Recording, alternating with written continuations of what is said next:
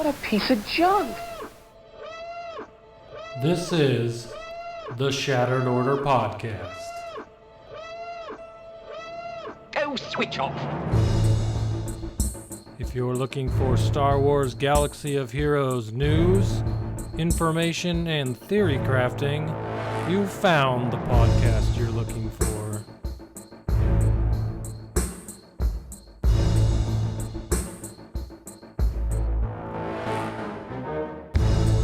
With your hosts, GoodNightPunk and WinKILLERinc.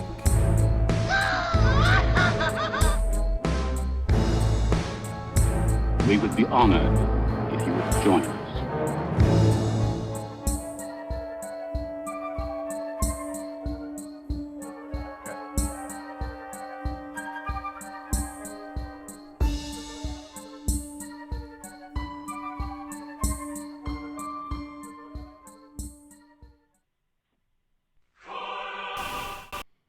Hello, everybody, and welcome to the 132nd episode of the Shattered Order Podcast. I'm your host, GoodNightPunk, and with me, as always, is my good friend Wink. What's going on, Wink? Oh, not a whole lot. Just kind of hanging out, ready to talk some SWGOH, and there's a lot to talk about this week, kind of. Going to be a little bit of a different episode, I think, due to some junky things that were added to the game this week. So, yeah. Yeah, I'm pretty excited about that update had a lot of stuff that made stuff in the game more exciting for me. So I'm excited to. That's a lot of excited, as I said. I'm happy to be talking about it. So. Heck yeah, me too. So, first and foremost, though, since we do cover a Star Wars game, there was an open world Star Wars game that EA was working on that got canned this week. That was kind of disappointing. Super bummer, man. Like, I remember when this, I don't know if it had a name back in the day when it started out as being developed by Visceral, EA's Visceral studio. And then it got taken away from them. I think I remember it being called Canceled at that point, but then they moved it over to EA Motive, and they've been working on it for a while. And this week they announced that it is canceled altogether. So I know that I was super stoked about a open world Star Wars game, but it turns out we will not be getting that. So I guess we all have to hope that EA's Star Wars Jedi Fallen Order game, which comes out in December this year, is going to be awesome because that's the only one on the horizon right now, and I, for one, am excited for it. So, is that going to be a console game or what? Yeah, it's I think it's a console and PC game, I believe, or maybe it's just a PC game. I don't really. I had the link up, but. I'll have to look. I really haven't looked into it too much.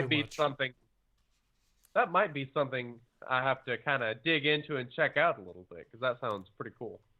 I remember the announcement for it, but I don't remember if they'd put out any new information that I hadn't heard yet. So we'll see. Yeah, we got about 12 months and then it'll be coming out. So I'm sure I'll know everything by then. But I am glad they at least have one coming out. But I was pretty bummed that other one got canceled. So we'll see. No kidding. More Star Wars is always good. Always. Indeed. So, you ready to jump into this first topic? I totally am. So let's do it. Hey guys, what did you do in SWGOH this week? Oh, the intensity, the stress, the drama, the just closeness, so close. Territory war, man, we lost, but we came so freaking close. So I should have been more prepared and grabbed the guild name prior, but let me go in and give a shout out to these guys because we got defeated in the last minutes of this territory war. They cleared our defense. Our territory war general did a piss poor job. We don't name names. Wink. We're not gonna name names. No. It's funny because this is like in like basketball or football where the score doesn't accurately reflect how close it was because they ended up clearing us, you know, getting through the last few ships and the last of our territories in the last 15 minutes, I think. So it's like 1,000 or so off. But man, I think it was 20 minutes left. We were up by 100 and then suddenly we were down. It was crazy. Down to the wire on that. It was nuts. We were definitely pushing them to force into it and try to get finish that clear. And, you know, we were doing the same thing. All we had left were ships. I think if we were up against the clock, if we would have had more time, I think we would have cleared it. But we just opened ships too late, honestly, and that was kind of the thing that cost us. ULF Reloaded was the guild, so shout out to those guys. Well done. We were pretty impressed with the efficiency. Some of the efficiency that they cleared some of our teams with was a little concerning, to say the least. However, I've been putting all this work and all these mods on my first order, and damn it, they did not disappoint me. I was so happy about the way my first order team held up. They held up through 5 battles, but I saw after the first battle, all that was left was Crew, Kylo, and First Order Executioner, and they apparently did some serious work because those 3, you know, it took 4 battles to take them out, and I was pretty happy. You want to talk about a 4-man crew? That was a wrecking ball. Elon's RJT team. Who was on that? It was RJT, R2D2, with T3, 3PO, and BB-8. And BB-8. It was nasty, man. I think it was like 12 they took out 13. RJT and 12 defenses still with the 4 droids in there. It was crazy. Yeah, it was insane. That worked out really well. Yeah, it was fun. It was a little bit different, not having some of those characters that some of these teams really revolve around. So, you know, not having Zombie really hurt Night Sisters. Probably should not have put them on defense. Without the zombie in there, that was just didn't end up well. The way they did their Scion, basically every one of their Scions were on defense. In one wall, it was a Maul wall, and then they had another territory that was Emperor Palpatine, and those all had them on there, and it was pretty nasty. I was pretty impressed. So that was really, really well done. So kind of related to this, I'm going to answer Mubaka's question, and with this. If I was a SWGOH character, how would you mod me?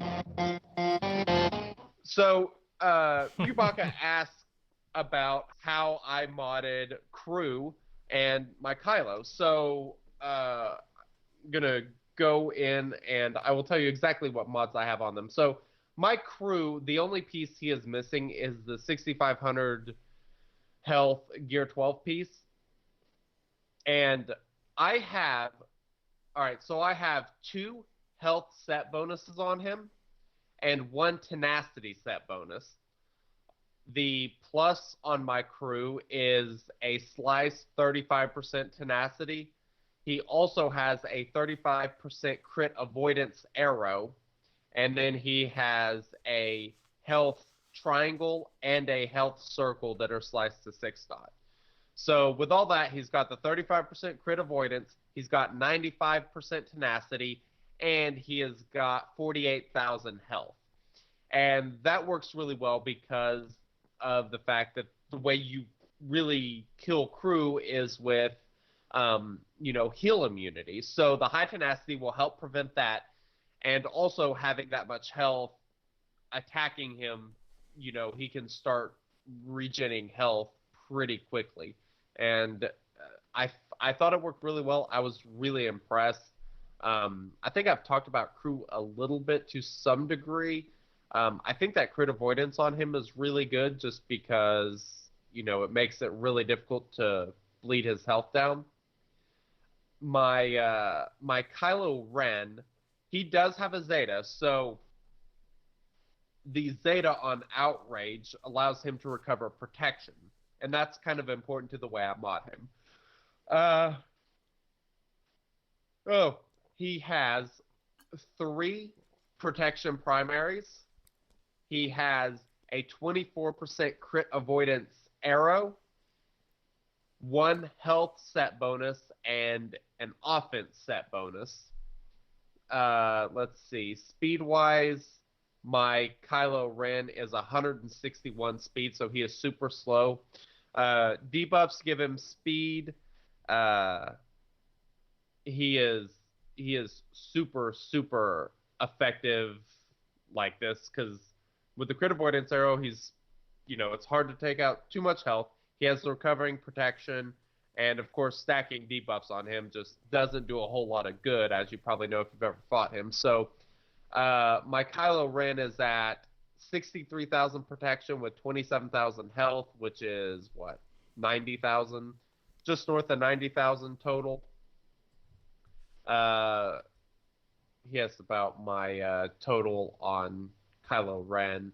So he's at 48,000 health and 40,000 protection, so he's at 88 total.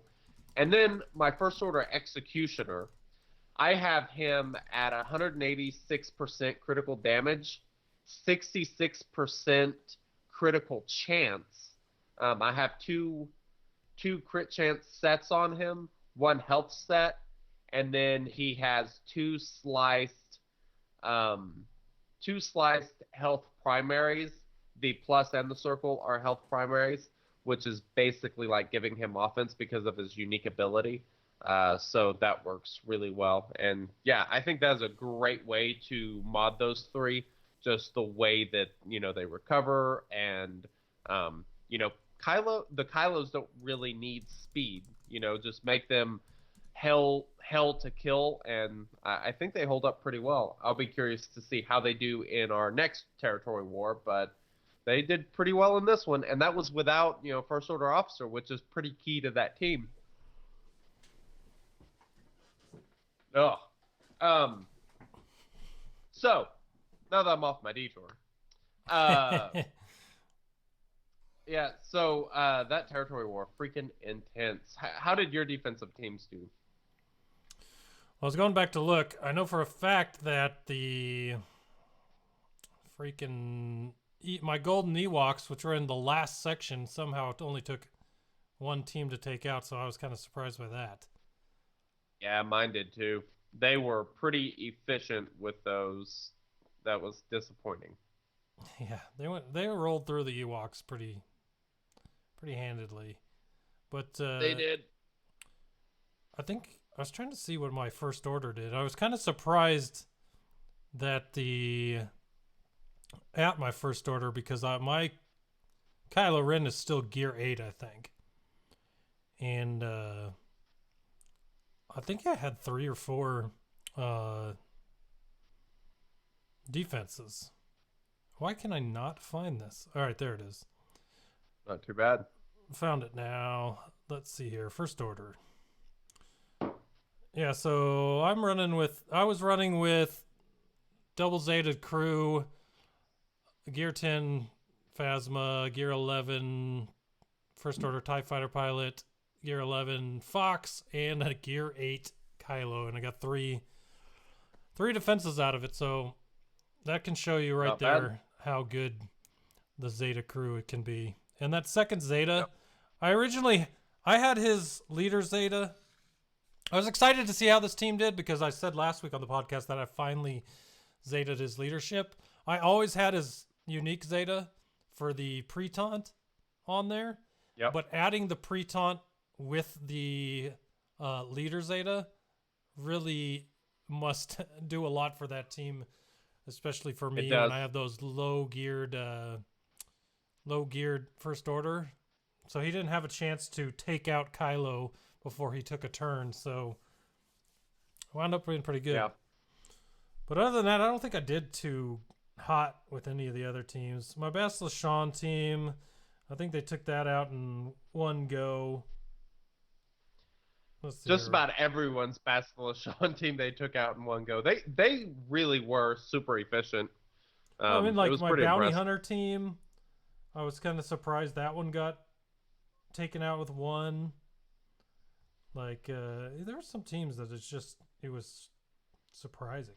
So I don't think my defense did that great, but I think that's more of a testament to who we went up against because they were very, yeah. They knew what they were doing. They were good. So. Yeah, they were really good. My Rebels and Bounty Hunters held up pretty well. I think one of them had 5 and one had 7 defenses, I think. But I mean, those 3 teams basically have all of my best mods besides my, Revan team. So they were, that was pretty much all I had. So. Yep. Yeah, I was hoping to see my Rebel team, see if I could get something decent defense-wise out of it, but it just must have been too easy because I put in, I don't know what you did for your Rebel team. Mine was CLS, Chewbacca, Princess Leia, and then Baze and Chirrut. But they rolled through it, one team. I went with CLS, Chewie, R2-D2, Old Ben, and Scarif Rebel Pathfinder. Gotcha. That makes more sense. Or I mean, not more sense, but makes sense that you got defenses there. I don't have Scarif Rebel Pathfinder geared. He's hard to kill. Yeah, that dude's a jerk, especially with Chirrut and Baze. With all the first time you hit him, just get a buff on him if you crit him. Yep. Then he comes right back. Oh yeah. I don't know. Very nice. But yeah, it was all right. It was fun. Indeed. I mean, even though we lost, going down to the wire like that was super fun. Oh, I know. Disappointing though. I am still stuck on that freaking challenge. I still need one more territory war win. I know I've been talking about this for over a month now, but I'm ready to get that Jedi Knight quest freaking done. Hopefully this next territory war does it. That's all I could think while we were so close was how much you were sweating because of that. You may have noticed, like I was trying to rally the troops all throughout this territory war. I think had I done a different strategy on the defense and just the path that we took on offense, I think we would have been fine. Should have opened up ships a little bit earlier, but not too bad. Well, good news is, I don't know if this is good news. As far as I'm concerned, hopefully we don't see this again, so maybe we don't have to worry about that. Yeah, that's true. And as we'll talk about later, the next a little bit different. I think I'm going to like the way they're doing the next one much better. Let's see. Okay, so B2 Spirit, and there was something else that I finished 7-star. I've been farming my ships like crazy for obvious reasons because of the Falcon, which I got at 6-star, and I will have it at 7-star probably Sunday or Monday, which I can't wait for.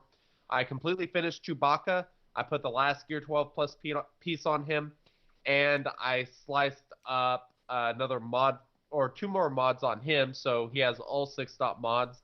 Han only lacks one mod from being 6-dot, and then I'll have the Falcon basically as jacked as it can be. And I also changed my arena team.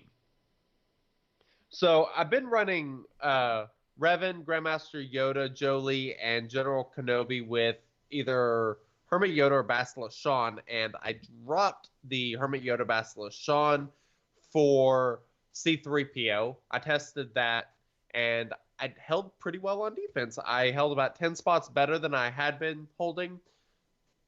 Could have been totally random, I don't know. But it's just not that great against Revan. But I dropped C3PO and put in Chewbacca today on offense, and that's fun. Because obviously her Grandmaster Yoda gets guarded, and yeah, it makes offense so nice just because of how often he goes.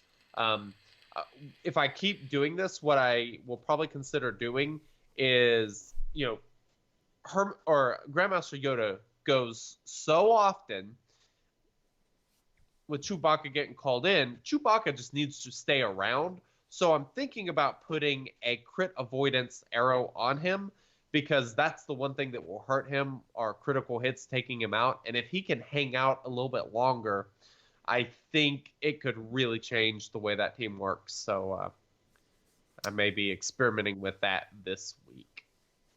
Have you tried? What's your offense like on Chewbacca? His offense is...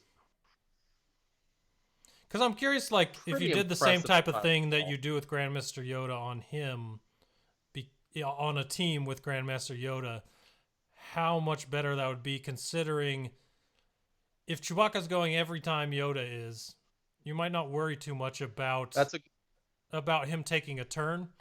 So if you could load him up with offense too, so they're both just...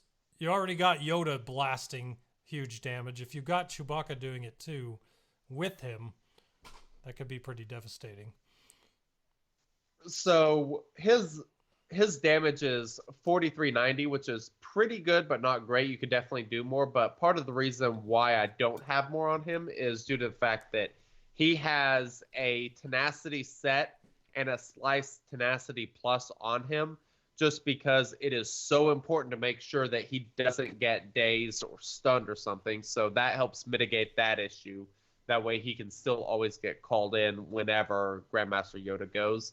That's quite a bit more important than the offense, because no matter what, you're getting that 20% health damage that he does. And that is great for taking out, a Jolie or some other high health character. So makes sense. Yeah. Mine's all tenacity too. So let's see. Chickenbottom asks what his tenacity is. His tenacity is at 93%.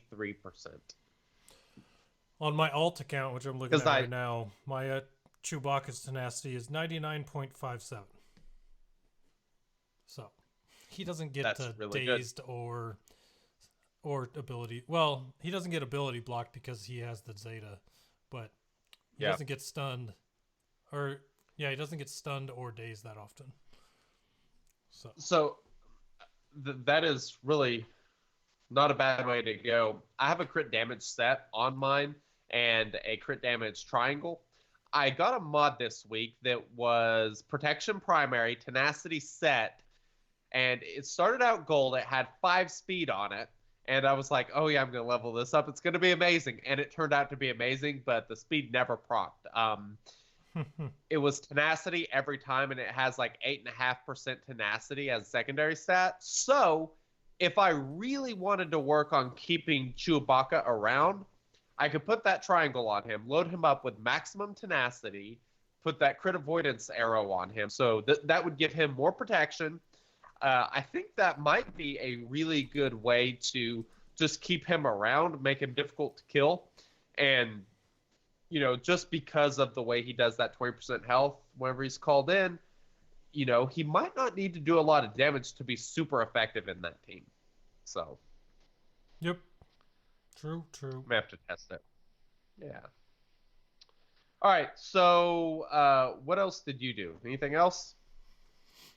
About the only thing to mention this week for me was I got Bosk to 7 stars, so I finished his hard node. And you know how good of a feeling it is to finish a hard node. So. Finish a hard node? Oh, yeah, it's the best. The good news is they added another. We'll get to this, but they added another one this week. So, Ooh. One slides off, another comes on. Definitely a hard node life. But the Yeah, I finished Bosk, and I got him to Gear 12, added all the Gear 12 pieces, so now he's pretty beefy. I also Zeta'd his leader ability now that I got him geared up and ready to go. So now Heck yeah. that's why I was hoping for more out of him on Territory War defense, because I finally started using him, but I'll have to I'll have to work on that. Maybe I don't have him modded right, because I didn't really do a whole lot of modding this week on him. More of the gearing and the Zetas and all that other fun stuff. But the other thing to that is I also got Houndstooth to 6-star, so 100 more shards, blueprints, and I'll be finished with Houndstooth. So very nice. yes, I want to move on to the bounty hunter ships. I really do, but I'm the type of guy. My imbo is about 50 out of 100, and I can see like the ending in sight. So like I don't want to move off of imbo. And of course he's a good character. Of course, Django is the Houndstooth, so Django and the Houndstooth are still going strong. But yeah, once I finish imbo, I'm gonna move to one of the probably the cheaper of the bounty hunter ships, and then go from there. So you mentioned bounty hunters and mods and stuff on them. This is something that I was kind of overviewing a little bit, and I've been trying to figure out what team I want to work on next, because I don't really know. I mean, I could do like the Kira team or the Jin team. Those are kind of the top two candidates at this point, but I was kind of looking at my bounty hunters, and I noticed I still haven't even put Omegas on Zam's payout. And what her payout does is, I believe every time a thermal detonator explodes, she gains 2% max protection stacking. And as you know, with the boss lead, they recover health and protection, which could make that obviously useful. But not only that, the bounty hunters with the boss lead, they have plus 50% protection. So loading them up with protection, I mean, that's the good thing about Bosk, is you can make him ridiculously tanky, lots of protection, and because you get that 50% protection bonus, you definitely do not want to put health primaries on him. You want protection all the way, and, you know, just kind of load him up and make him annoying to deal with. But I think that Zam might be my next project, just because she's not too far off, and I kind of think that she would add a lot to that bounty hunter team, especially if I go ahead and throw that Omega on there and take her up another gear level, which won't be too costly for me, actually. So I'm thinking that my recording stopped. I'm thinking yeah, I'm thinking I want to go. I'm going to start gearing up the Karth Onasi dot team. Now that they're going to be becoming farmable soon, that is definitely a team that I really want. And if I can have them all geared and ready to go once I'm moving them up to 7 stars, and even best thing about Territory Wars is you don't need them 7-star to use them. So maybe I'll see about throwing them in one of the back parts of our Territory War and see how they fare if people get to them, if I have them geared up and 4-star and ready to go. So I'm thinking that that's the next thing I'm going to do, is work on that Karth Onasi team. I think I've given up on ship crew. I tried to get into it. I'm not into it. So I think I'm going to keep working on characters. So I think that's what I'm going to start doing now, is that Karth Onasi dot team is really interesting to me. Not to mention, if something does come up from these farmable Old Republic tunes, I want to be ready for that as well. So, but we'll see. Now that you mention it, why don't we go into that next thing we got there? Yeah. Strong with us, this update is Young Padawans. So we knew the Falcon was coming. We didn't know all this other stuff was coming. This was quite the surprise. There are several things that I just love here. I'm so excited about. There's a pretty good like I said at the beginning, there was a lot to be excited about. However many times I said excited, but there was stuff packed into this update that I didn't expect, because a lot of times when they've added legendaries like Chewbacca and C-3PO, it was just, here's the legendary, here's the packs that go with the legendary, and here's some bug fixes, and that's the whole update. Well, this one had some meat and potatoes in it, and that made it all the more fun this week. So first things first, right up there at the top, we know that the Han's Millennium Falcon is coming, so we'll talk about that a little bit later. But the Shard Store got a revamp, and now you have Gear 12 salvage and Mark II pulse modulators in the Shard Store, and it's not just one little node and for Gear 12 and one little node for the pulse modulators. They added four new spots for gear in the Shard Store. So one's the pulse modulator, and then you got 3 of the Gear 12 salvage slots. So there's odds are if you need Gear 12 stuff for one of your characters, there's a good chance you're going to be able to find it at least during one of the 4 refreshes in the day. So this is sweet to me, because a lot of this stuff was just in the guild event store, but now you got it in the Shard Store. So yep, I am totally digging it. I was kind of looking at this and I was like, these are interesting, prices we haven't seen in the Shard Store. So it gave me an idea.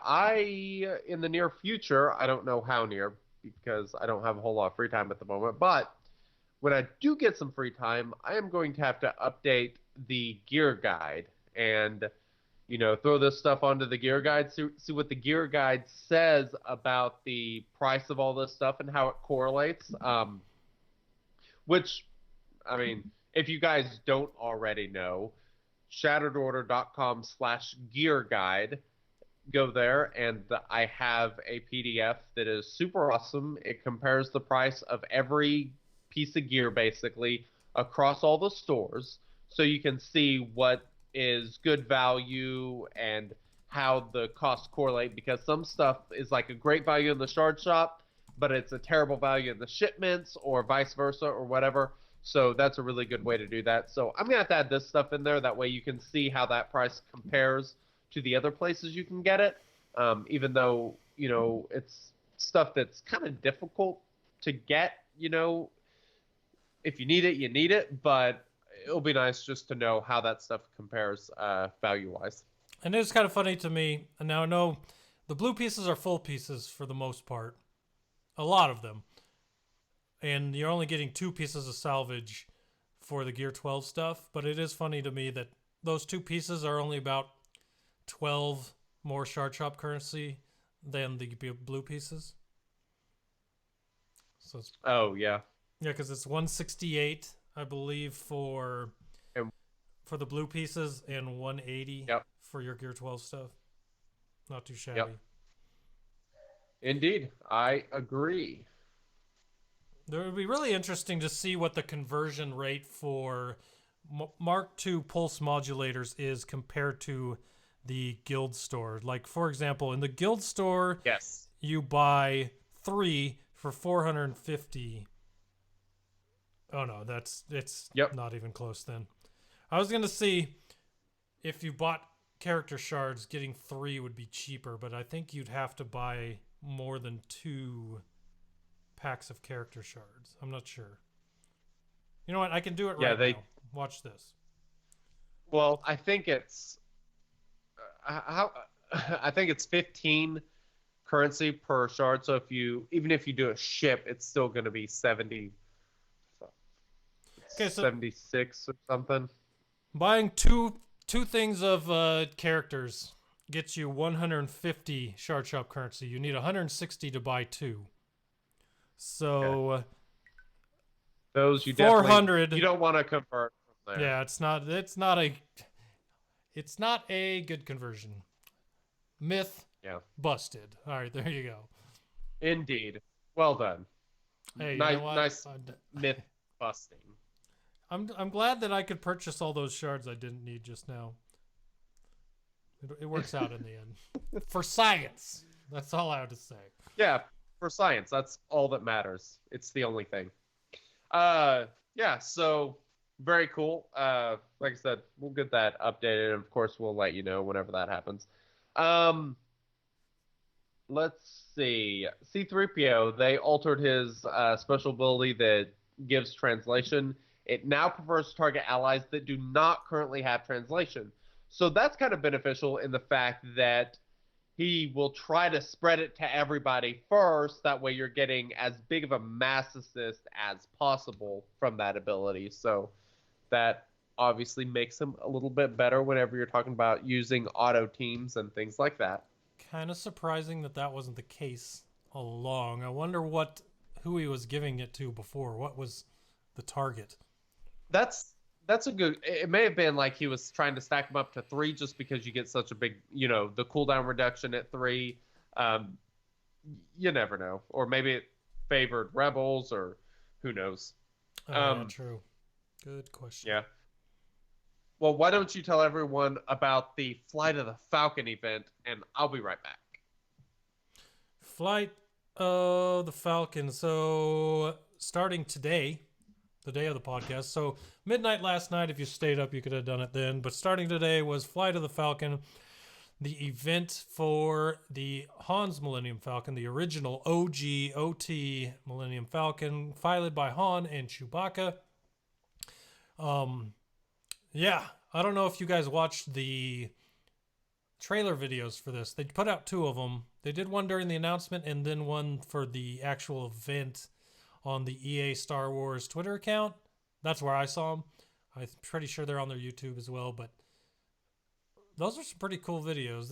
This event has a lot into it and a lot of extra stuff that makes it cool. If you're 60 plus level, you're able to get in there and with your bounty hunters, 5-star unlock, 6 stars, 7 stars as you get stars on your ships. Yeah, but they had a lot of cool stuff in the event as well. If you haven't done it, it's not really a spoiler, but there are some ships in there that I've wanted in the game for a while. So hopefully they become playable at some point.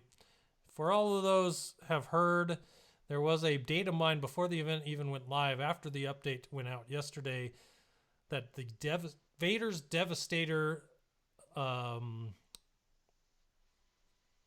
Destroyer was the event capital ship that they talked about giving you. So that is the ship that is in the game. It actually is part of the event, but it uses all of Executrix's abilities. And if you start the event, you'll notice that they say this is an event only capital ship. It's not going to be playable.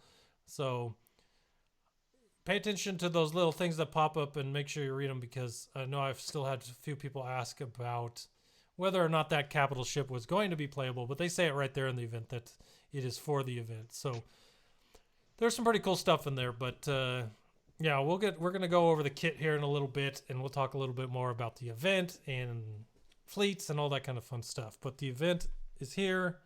It is pretty fun. And you got, what? How long we got for this event left? So you got a whole week to do it. 6 days and 3 hours left as of now. At least for me. Yep. So we now can move into the Shard Shuffle, which is one of the more exciting things for me. Especially, and here's the reason, actually. Not that they were released farmable, but at least 2 of them where they were released. Because that's true. Number 100%. 1, Anakin's ETA-2 Starfighter is now farmable on Fleet Battles Hard Node 1B. Now, I don't know if you heard me. I don't know if you remember me talking about this last week with bounty hunter ships and being annoyed that, ships aren't going to fleet hard nodes. Well, I immediately stopped farming Sith Fighter now because that was the only ship I had left for fleet hard nodes, and right on to Anakin's ETA-2 Starfighter, because that is a really good ship and it is in a really good farmable spot, and I'm super stoked for this one. So yes, I said super stoked for a ship. But that's a really good spot for that. Are you farming it now? Oh, absolutely, man. I was buying shards for it there for a while, and I started getting a little low on crystals, so I quit. But I'm all in on that thing. It's fantastic ship. You have to have it at 5-star to max the reinforcement ability, so that's kind of my goal. I want to finish getting it to 5-star. It's at 4-star now. I'm 6 or 8 out of 65, so soon, hopefully, I'm able to upgrade that because I'm using it as a reinforcement with my new arena team, or my new fleet arena team, and it is such a good ship. I really do. And it's on a 16 energy node, which is amazing. Yeah, 1B, right there at the beginning. So very nice.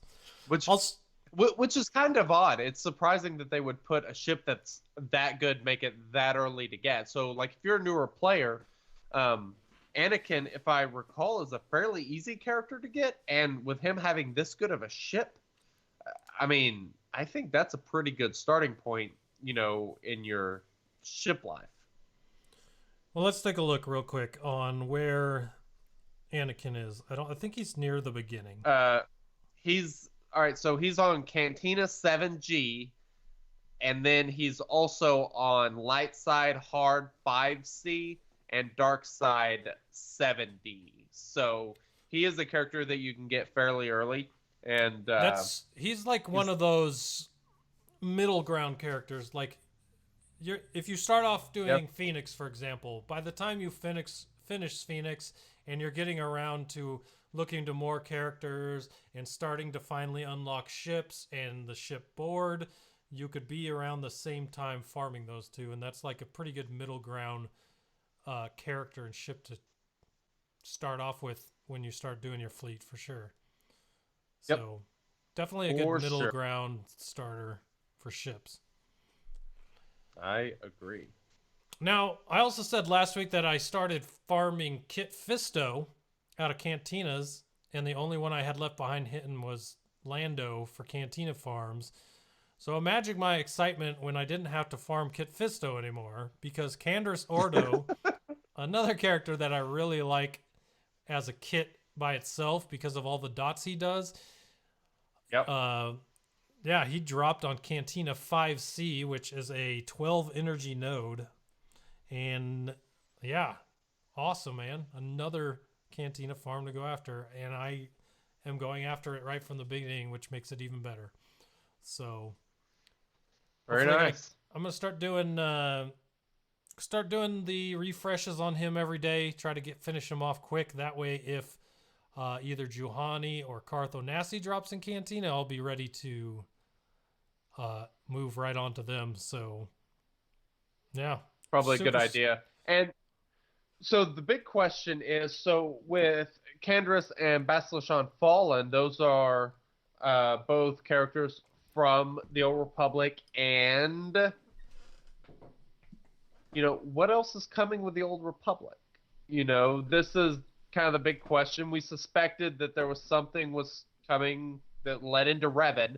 So, I mean, if you don't want to end up behind, or you want to make sure that you have a chance at the next legendary or journey type character, get on Canderous and get on Basilishan Fallen, because they're going to be needed for something at some point, and probably sooner than later. Yeah, I have some reservations about that, only for the reason that there's only 4 of them. They're not all dark side. There's some light side mixed in there. It's just, it would be the first, if it was a journey event, it would be the first one that mixed light side and dark side, correct? I believe so. Droids probably mix. That's legendary. Rogue Journey is what I'm talking about.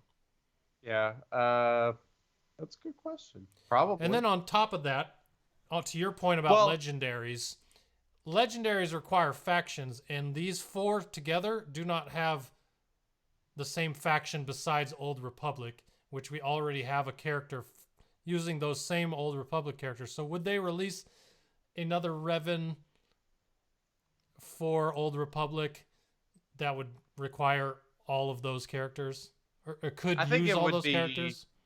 I think it would be somebody else. Right, but then there's no other faction tag that envelops those 4 Old Republic characters.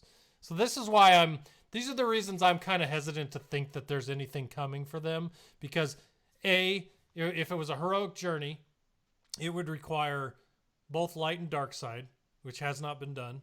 Can be done. That's totally up to them. Not saying it's not possible, but it hasn't been done yet. And then the other one, if it's legendary, it would require a faction like every other legendary, and those 4 themselves aren't in a faction split off from other people that everyone already has, especially if they have Revan. So I don't know if something's coming for them, but I already want that dot team with Cartho Nassi, and Basilishan Fallen is a really good Sith character, so it's not going to deter me from going hard after him just in case there is something, you know what I mean? So Yeah.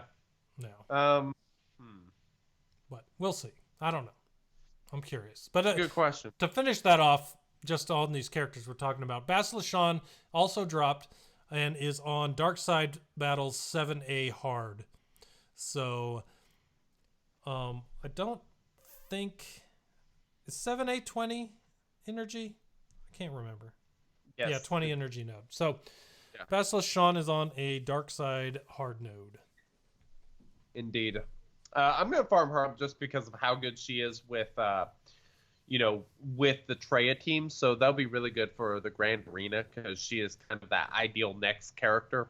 So I like that. But And I'm with you there because, like I said, for Grand Arena, I throw Thrawn in with my Traya team, and it would be nice just to pull Thrawn out to use somewhere else and have Basilishan there to throw in that spot instead. So I'm all in on that as well. It's even more so, with a character like him, just because, like you say, it's, Thrawn fits in everywhere, and, you can make a really crap team fantastic just by putting Thrawn on it and take out a team that you normally wouldn't have been able to. So it's, it kind of sucks when you're in a situation where your best choice is to put him with an already great team. Because Basilishan Fallen has nowhere else to go, so, yeah. Yeah.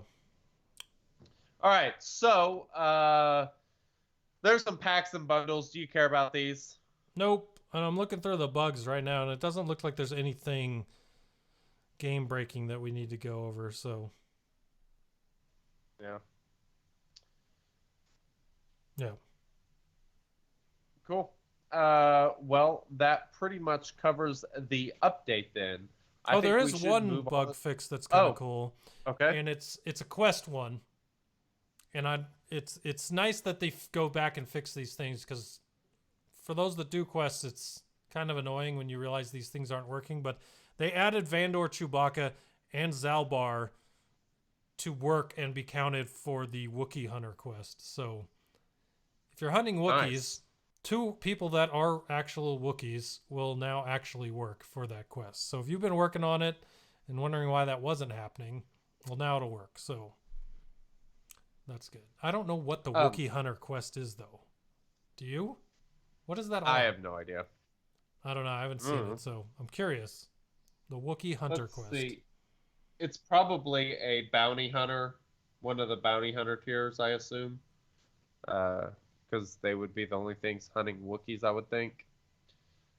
True. Total That's guess, probably somewhere but in there. Makes sense. So I have a quick question, though. So the event calendar, I want to go look and see when the next Grand Arena... Okay, the next Grand Arena is on the 19th. Yep. The day we're recording this podcast is the 17th, so that means Saturday will be the preview for Territory War. Currently, I am at 4.106418 GP. I will probably tweet this out and put it in our Discord on Saturday. So if you're relatively close to me, you want to try to line your GP up with mine, go for it, and maybe we'll get matched up in the Grand Arena. I got some stuff brewing with one of our alliance mates. So hopefully maybe we can work that Ooh. out. That'll be fun. Ooh, that would be exciting. I'm You'd coming have to for you, live stream Craig. I'm coming for you. it. Ooh. Oh, this would be exciting. Yeah. This would be I think super right now exciting. we're about 0.04 million apart. So Oh, that's pretty easy to do with mods. That's, yeah, exactly. That's doable. So I'm gonna work with him and see if we can't work something out. That would be fun. Very nice. All right, let's move on to this.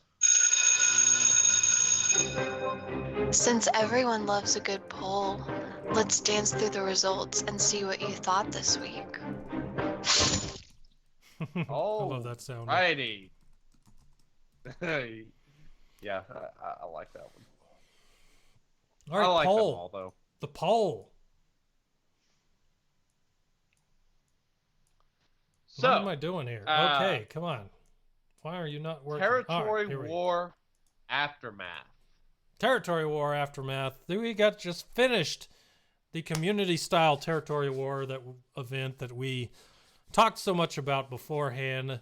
So I wanted to talk a little bit about the one that just happened and another one that was announced yesterday. So we got 6 questions on this poll. We're going to go over the first 3, which talk about the community style one, talk about our thoughts on the community style one a little bit more if we have any more thoughts. And then we're going to go into what the next Territory War is and what's going on with it. And then we'll talk about the last 3 questions. So starting off with question number 1, I asked the pollsters, what was your overall impression of the community-style Territory War now that it's complete? I gave 5 options, which were, I loved it, it was okay, I'd be up for maybe once every 3 months, once was enough, better than I thought, but I still didn't enjoy it, and hated it.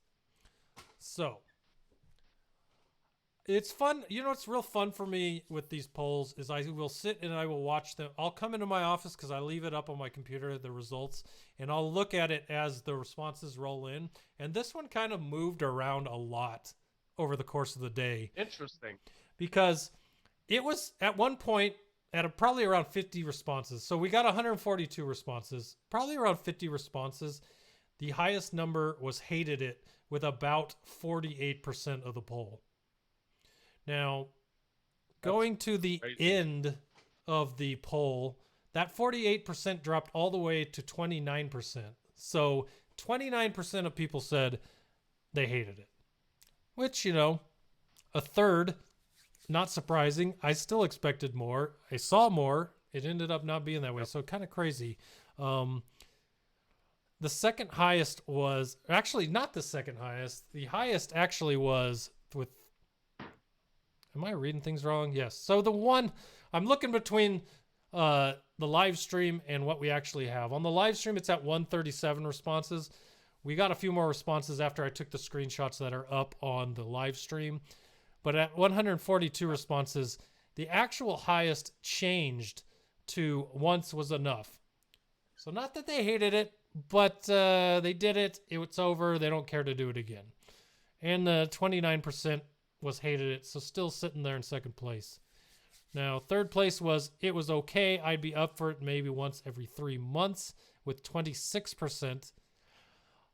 Better than I thought, but I still didn't enjoy it was 12.7%. And the last little chunk with 5 votes, 3.5% said I loved it. So, anything surprising you there? I am not too surprised. Nope. Yeah. I am. What category did you fall in? I fell in the biggest category. Once was enough. Like, Yeah. it was cool, but or I don't know. Maybe I would be the better than I thought, but still didn't enjoy. I don't know. Here's It what was I had. fun because I mean it's territory war, but it's okay. Here's what I had the biggest problem with was I had full teams, but almost every one of them, the 5th character was undergeared. And when you have an undergeared character on a team, they're either going to die first or bring down the whole team with them. So there's a reason we have these characters geared to build our teams, because in a lot of cases, we don't have someone to fill their spot. And that's how I went about with most of my defensive teams. Whereas, like Night Sisters, you get there, you take Zombie out of there. I had to throw in an Asajj out of there. I had to throw in Initiate and Acolyte, which were Gear 9 and Gear 8. My team got smoked, obviously, because there was nothing to keep them going. It's just my biggest problem with it was I didn't have full teams, and taking out key characters. Not that, like, the idea of taking characters out, I think, was something interesting, but the way it happens is it just totally immobilizes an entire team unless you are at the higher echelons of GP, where if you take someone out, you have someone to jump right into their shoes. You know what I mean? So it was just rough, and once was enough for me. I would like to know how many 6-stop mods that they basically removed from my roster, because I wasn't remodding my roster for this. And so I'm very curious, because I know, just not having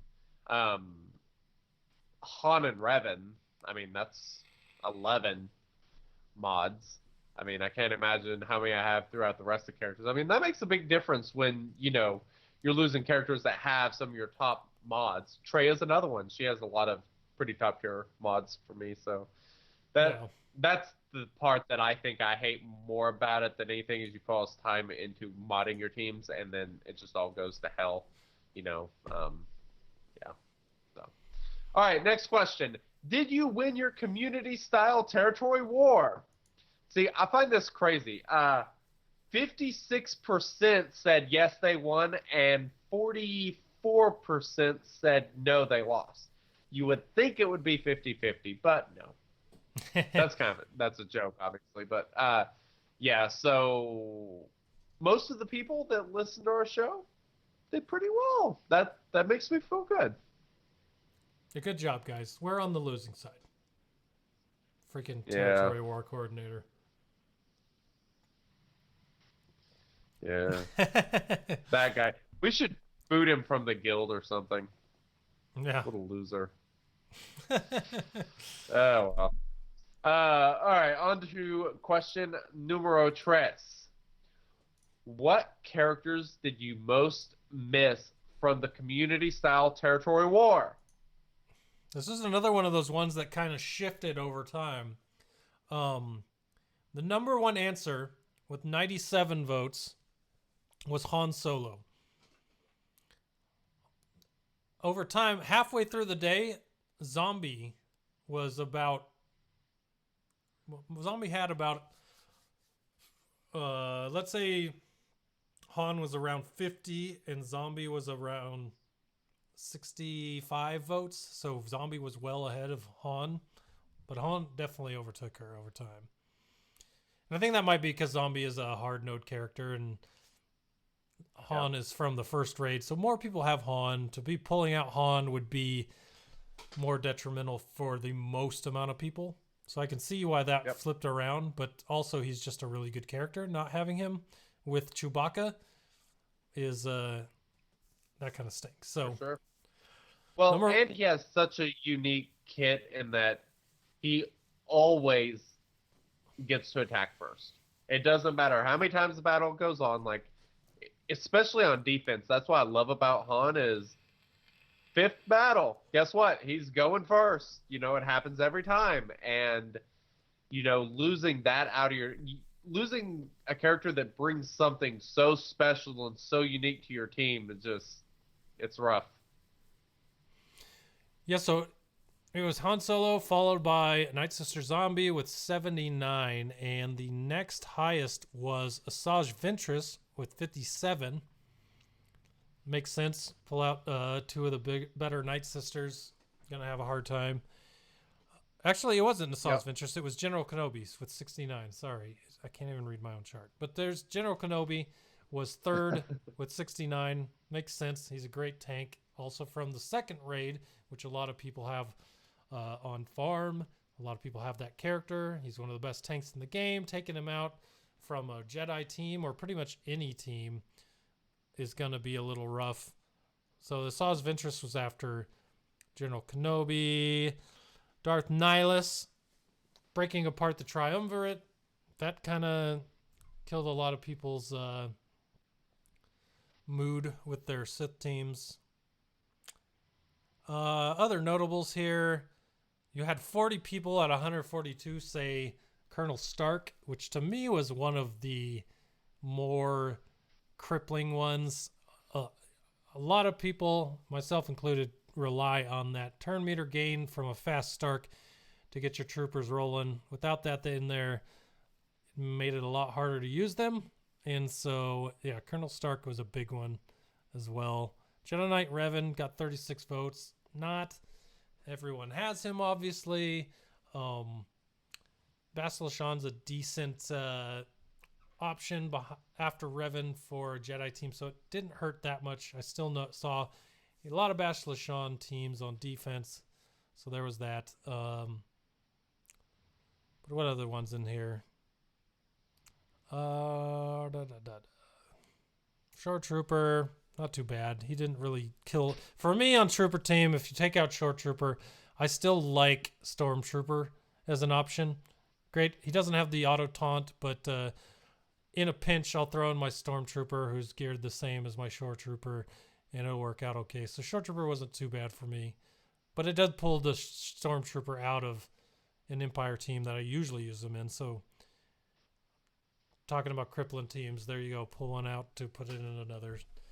Lowest there, you got Ahsoka Tano, Jedi Knight Anakin, HK-47, which HK-47 kind of surprised me. I use the droid team on offense often if I see kind of debilitated teams where one or two characters had already been taken out. So I always use my droids for that. So seeing him that low with a 6, people must not do the same thing as me, but I went in to use a droid team and I'm like, there aren't really any other viable options. So General Grievous, he has no K leader ability. He could be decent against some teams because of the negative crit chance, but yeah, other than that, I don't know. Kind of Yeah. Exactly. All right. Anyone else you wanted to touch on there? No, that's pretty much does it. Ness is on there right in the middle, so didn't seem to affect everyone. Really doesn't cripple a lot of teams, I don't think. She's just kind of one of those utility characters, and yeah, so it's right in the middle. I really didn't mind seeing her gone. Wasn't one I thought about, but yeah. So. All right, so before we finish the poll, we're going to jump into an update. The next territory war, which is the one that's in preview now, that if you're listening to may already be over, but if you're listening to this fresh, hot off the press, then this will be worth listening to. Whatever. Wet your whistle if you're in the Wet Twitch stream. Whistle. So this is kind of cool. I like this a lot better than removing characters. They buffed a bunch of factions, and we're going to kind of run through these, and then we'll go from there. We'll just alternate talking about them. So, endless ranks for Imperial Troopers. At the start of battle, Imperial Troopers gain 5 stacks of endless ranks. When an enemy is defeated, all Imperial Troopers gain 1 stack of endless ranks, up to 10 stacks. Endless ranks.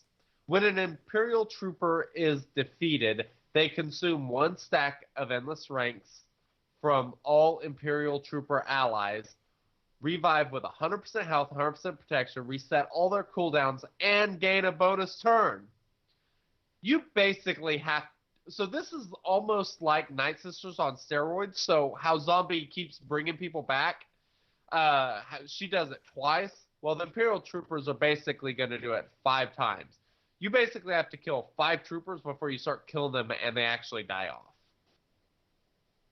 And if they're killing you, you're going to have to kill them more. Exactly. Yes. So, No bueno. This will be pretty cool. and it's interesting. I've seen this mentioned a lot in Discord, now in the chat. It's like this is what Wall of Stormtrooper Zeta should be on Stormtrooper. And I tend to agree. I think that would be really cool for him. Then that wouldn't be a worthless Zeta.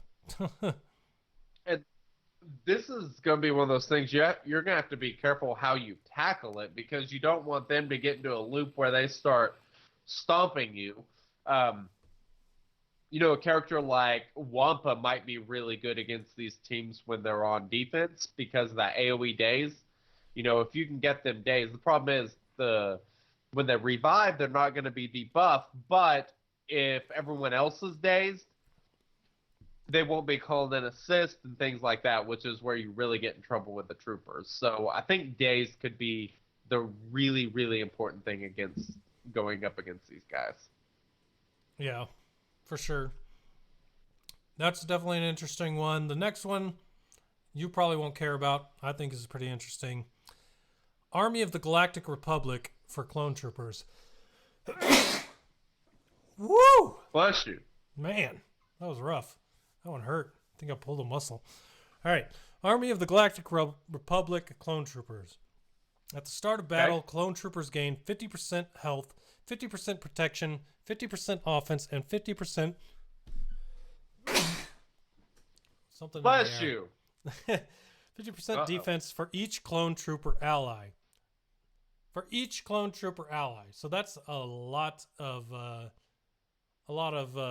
health, protection, offense, and defense if you're running a full clone team. Clone troopers gain 100% crit chance and 100% crit damage while they have no debuffs. And when they attack out of turn, clone troopers dispel all debuffs on other clone trooper allies, dispel all buffs on the target enemy, and gain 20% turn meter. So if you got them modded like you did back in the heroic AAT days for this team, where they're going to crit, you're going to be doing a lot of assisting using Cody's mass assist.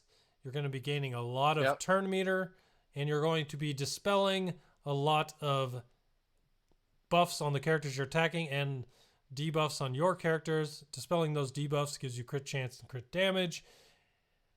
Pretty much this team will just roll if you have enough crit chance on your characters. Because that's very interesting. A lot of extra stuff for these dudes, and they already do a pretty big amount of damage with the mass assist. But add all this on top of it, it's going to be ridiculous. So I'm looking forward to seeing this one work. Yeah, and I have fives. I think he's gear 12.5 basically. And my fives is really good, so I'm kind of excited to maybe use him and Rex together. I might be able to use Rex fives and Wampa to take out a team that I wouldn't normally be able to take out because of the extra survivability that they have, especially Rex. And fives is great because he attacks out of turn, so I might be able to put some of my weaker clone troopers with him and make a decent team out of that. Yep, I agree. I really like this next one too. Why don't you tell us about it? It's very simple, by the way. So, Fury of the Forest. This is the Ewoks. And the Ewoks have a cooldown of 0 on all abilities. That's it. Just basically every ability is a basic. Like, this is, that's going to be annoying. Now, let me tell you why this makes them a better offense team than defense team with this ability. Okay. So, Tebow. When you have Tebow on defense in an AI, he will always use Bring Low, which deals unavoidable physical damage to target enemy and dispels all buffs on them. If any buffs are dispelled, remove 30% turn meter. Not a bad ability. But if you look at his first special, this is why I think they'll be better on offense. His first ability, which would have a 0 cooldown. Ewok allies gain 100% turn meter, and Tebow gains stealth for 3 turns. Other Ewok allies also have a 30% chance to gain stealth for 2 turns. So every time Tebow goes, if you give him a good speed, if you get good speed on Tebow, every time he goes, he's going to give every single person on the team 100% turn meter. Everyone but him, I believe. Allies doesn't include yourself, right? Interesting. It depends on if it says allies or all other allies. It says Ewok allies gain 100% turn meter. That should include him then. Well, if it does include him, you've got yourself an infinite loop for offense.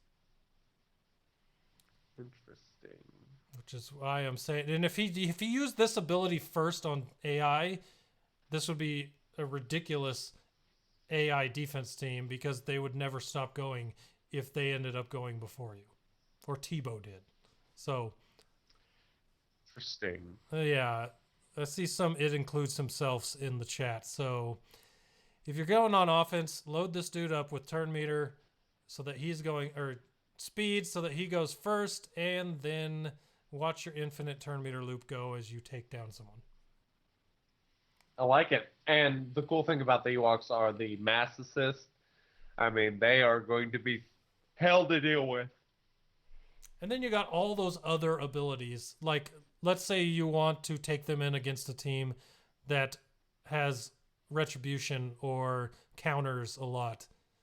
Well, now you got Low Gray who can daze every turn if he needs to, so that they're not coming back at you for all your mini attacks. So And Ewok Elder who can cleanse every turn. So, you know, if you land daze on them, which is how you prevent them from doing anything, well, you're not increasing his cooldown at all, or you can't ability block him or anything. So as soon as he gets full turn meter, if he's not already there, he's going to be getting rid of that. So, and according to Californium X in chat, he just did it in Galactic War. He stealths himself and then refills his own turn meter and everyone else's. So it does go on to himself as well. very nasty. That'll be fun. Yeah, I'm looking forward to this one. Go Bears.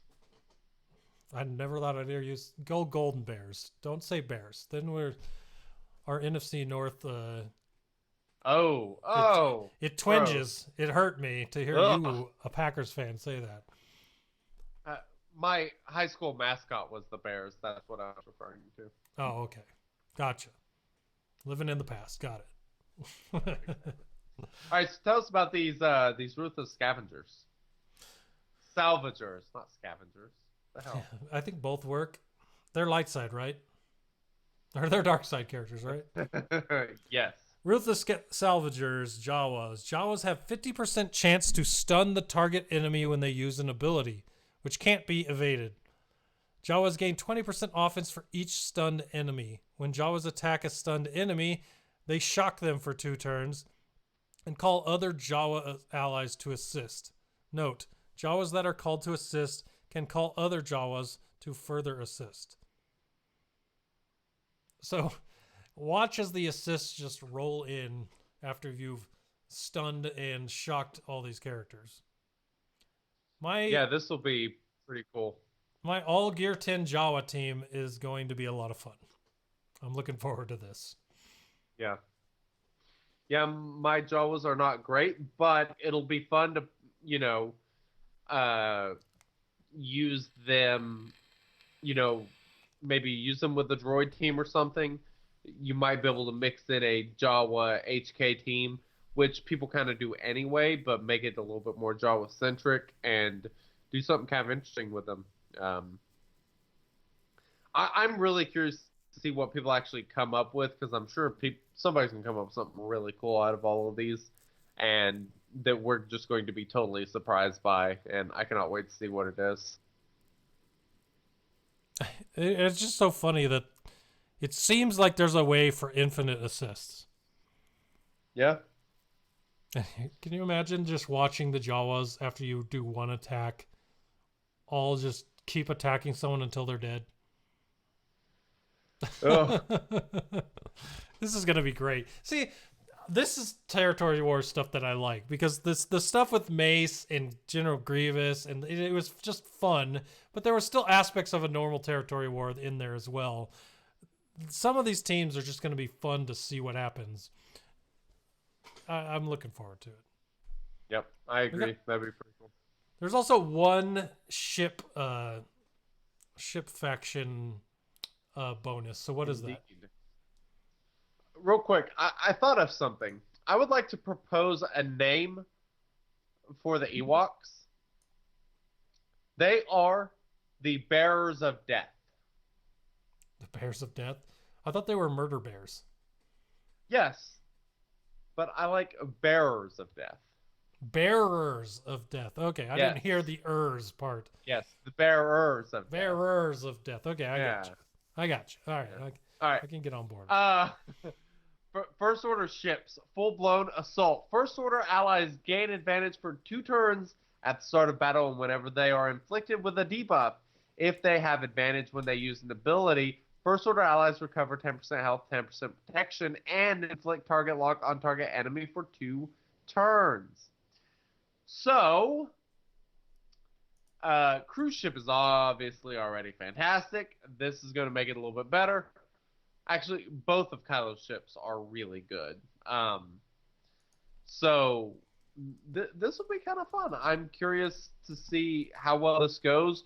The silencer is going to be quite a bit more dangerous because when it has advantage, it gets that cooldown reduction on its special. So this will be pretty cool. I'm excited. It'll be interesting. I don't think I have Kylo's shuttle maxed on my main account yet. I think I just keep going for other hard nodes. I am 10 shards away. Blueprints, whatever they are.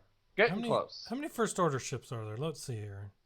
You got Kylo Ren's command shuttle, TIE silencer, First Order TIE fighter pilot, or First Order TIE fighter, and First Order Special Forces TIE. So that makes sense. Is that it? They'd have something in there. Yeah, it's those 4. Okay. Nice. Cool. Interesting. I'm looking forward to this. It'll be fun, I think. All right, so moving back to the podcast poll, we had to cover that because next week's questions are about this stuff that we just covered. Question 4. Do you have any interest in next Territory Wars with special bonuses? The overwhelming response, and by a long shot, there were 5 possible responses. 57% of all of those responses said, yes, this looks fun. This is polar opposite of what we saw about them removing teams from characters. Yeah, this is something that seems like people like. The second largest portion of that pie is I'll wait and see. Like many of these changes in the past, which is understandable. There's always going to be a portion of those people. Then we basically have 2 almost tied around 10%, and one is I'd rather it be a normal one, and another one that says no, but it's better than the last Territory War. And then no, these look bad was a very, very small proportion, only less than 3%. So, although it seems like people are way, way more receptive of this idea than the previous one. What do you think?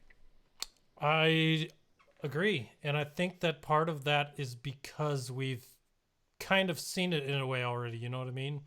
And that went over well. So I think doing it again on a bigger scale with full teams should be interesting. And you work with a formula that you already know people liked and make it a little bigger and see what happens. So I agree. Yeah. All right. So the next question number 5. Which special bonus are you most excited about? First, before we get into these, which one are you most excited about? I really want to try out the infinite turn meter Ewok team. Granted, all of my 5 of my Ewoks are gear 12, Scout is 11, and Tebow is gear 9. and he's like the key cog to what I want to try. So it's kind of unfortunate there. But if they can go forever without the other team even taking a turn, it won't really matter. So I think mine's going to be the Ewoks for sure. With them, you'll have to be careful to not use them against a team that gains turn meter when you attack them. So like Darth Nihilus or something like that. But yeah, that's going to be really cool. I think I'm most excited for the Endless Ranks, which is the Imperial Troopers. And that is also the largest portion of the pie at 52%. Over half people said Imperial Troopers, which kind of makes sense because I think that pretty much everyone has Imperial Troopers. Imperial Troopers and Ewoks are the two most had factions out of these five, you know, because Imperial Troopers are great for territory battles, and they help you in a lot of ways in the game. And then Ewoks just recently were required for Chewbacca, so that makes sense. The other three, the Clone Troopers, the Jawas, and First Order ships, there's not really a whole lot of use for actually having them on your roster for the most part. So I wasn't terribly surprised about the way this broke down. Yeah, it's funny. Jawas used to be almost required for those crit damage mods, but now that that's been taken off of the mod battle, I don't see people farming them unless they're like the last things that they have left. So there's a lot of people that probably don't even have a full Jawa team to be excited about this. Good point. So I'm not surprised on the Jawas. Clone Troopers, for everyone that was around when Heroic AAT came out or was new, I know that a lot of people still have those and have them pretty decently geared. So I was kind of surprised to see that one so small. But Ewoks just required for C-3PO, so a lot of people worked on those. Imperial Troopers have always been required for dark side territory battles, just a good PvP counter team. So yeah, not too surprising with the breakdown here. But here's a question for you. What droid would it be possible to maybe in the future use Jawas to get like a legendary character? Droid? That's a good question. You would have thought the closest you would get to that would be C-3PO or R2D2. But I don't know, because I was just thinking that same thing with Imperial Troopers. Like, if Imperial Troopers aren't used for anything right now, like yours you is more can't use them to get R2 though. That is because true. That's Empire. Because they're also Empire, but I think you're closer on a faction that no one really cares about with the Jawas being used for something, but I don't see what they would use them for. Imperial Troopers opens up a lot more options as far as like a rebel that you could go after, whether it be Rogue One or, you know, they pretty much span anything after episode 3 all the way up until the end, or a few years after episode 6. So I don't know. Crispy said maybe Droid Eka. That would be really cool. Not quite the same era, but that would be really cool. But I'm willing to bet that Jawas were around during the first the time of the first 3 episodes. That's a good point. We just didn't see them in those movies, so it would be nice if they started, you know, if we saw some of these legendary type events maybe for, you know, lesser characters or something, because Droid Eka wouldn't be worthy of a legendary, but, you know, that would be just kind of a cool change of pace. I agree. So, question 6. Now that we've seen 2 of these fun and playful territory war rules, are you more open to them or less open to them? Interesting breakdown here, too. Yeah, so half of the people said, so 50% said they would prefer these mixed with normal territory wars. So not so much that they don't want them to leave, but they'd like to keep their old ones along with these mixed in, which I can totally understand. Makes sense. This is what we proposed when we talked about this either last week or the week before. So I could see this being the big 50% here. Yep. But as far as the breakdown between more open to new territory rules and less open to new territorial rules, I'm kind of surprised when we get that to that part. Do you agree? I don't know. It's I mean, not after that terribly community-style surprising. territory wars, it seemed like the world was on fire. But now we're at the point where 30% of people are saying they're more open to new territory rules, and only 20% say that they're less open to them. So, Well, I think the thing is, like, we saw the stuff with Mace and that sort of stuff that they did, and that was so well received by the community. They've only done the one thing that we thought was bad in general. So I'm not too surprised that people are interested to see what else they can come up with. yeah, it'll be interesting. I'm excited to see what happens, and excited to see actually if these next set of 2 territory wars after these 2 have stuff like this going on in them, or if they make them normal and then do 2 more next month that have gimmicks to them, and then 2 more normal. You know what I mean? That would be the best way to do it, I think. But we'll see. So, All right. You ready for this next thing? always ready. Hey boys, do you have any tips for us less experienced players? So I got a very big tip here. I'm sure you do. Very big tip. All right. Han's Millenium Falcon. It's finally here. The first legendary regular ship, because Thrawn's capital ship was, but this is the first regular ship that we've seen as a legendary ship, and there's a lot to talk about. What do you think about the kit just in general? What did you think when you first read it? When I first read it, I thought, this looks really fun. And then I thought to myself, how many Rebel ships do I actually use? And how much prestige am I going to have to spend on Home 1? That's another great question. 1,900 prestige, a little bit more than that actually, to max out a capital ship. Now, granted, mine's already got some prestige on them already, so it's not going to be that much, but these are things that I thought about when I saw this because, yeah, well, Executrix and Chimera, a lot of people have maxed. Home 1, not everyone did. Myself, I have Chimera maxed, and Home 1 was my second one. So Home 1 doesn't need a whole lot to finish off, so that'll be fine. But yeah, those are some of my main thoughts when I read his kit. But if you got the Rebels to do it, I think this kit looks awesome. So absolutely. So why don't we just dive into it? Unit name: Han's Millenium Falcon. Alignment: light. Categories: Rebel, Scoundrel, Attacker, and Cargo Ship. Crew: Han Solo, Chewbacca. Not an easy crew to acquire in this game. This is a highly modified Rebel attacker that specializes in assist and shows up at just the right time. Interesting to... Oh, man. Goldfish memory.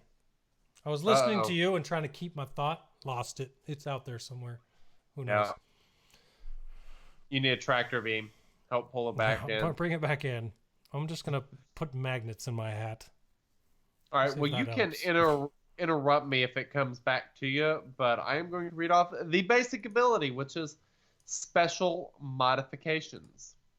Final text: deal physical damage to target enemy and call another random ally rebel to assist.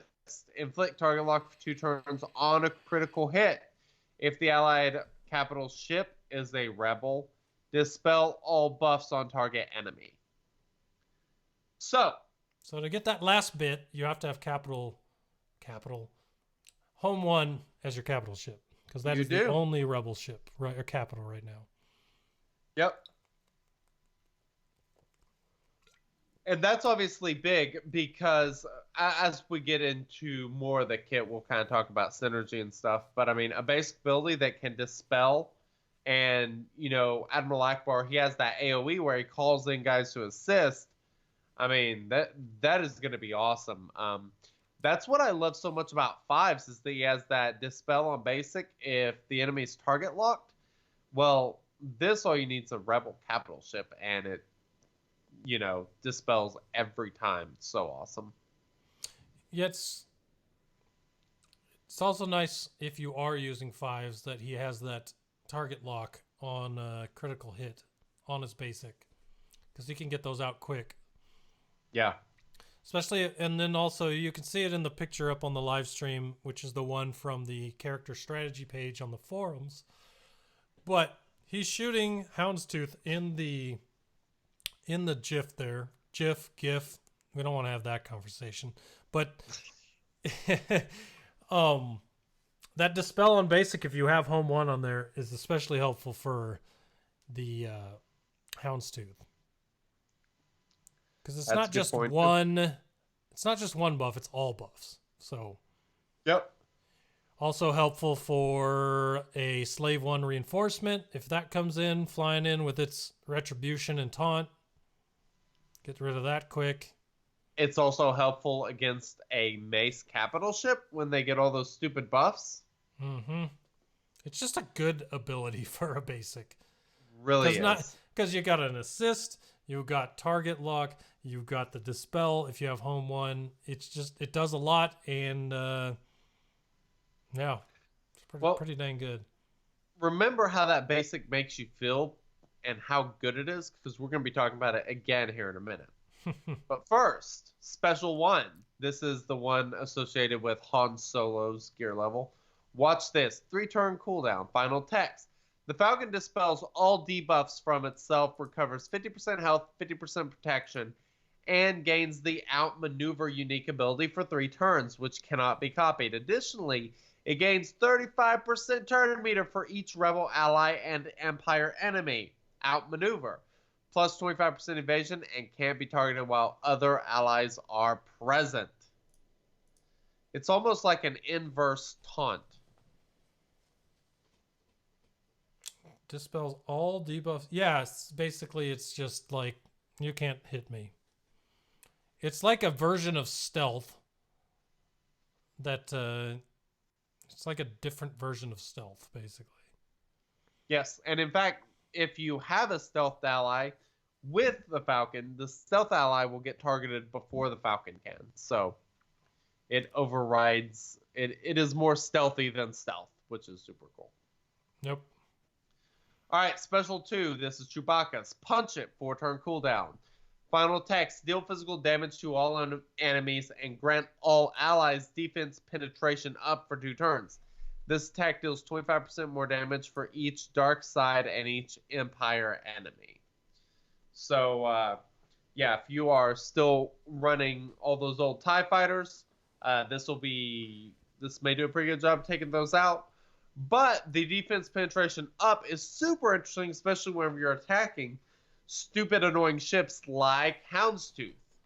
So I am very excited about having defense penetration up on ships. Quite useful. There are a lot of dark side ships in Fleet Arena right now. So that's a nice little jump for your damage on this ability. It is, especially for if sure. Especially if you've got a large chunk of bounty hunters right now.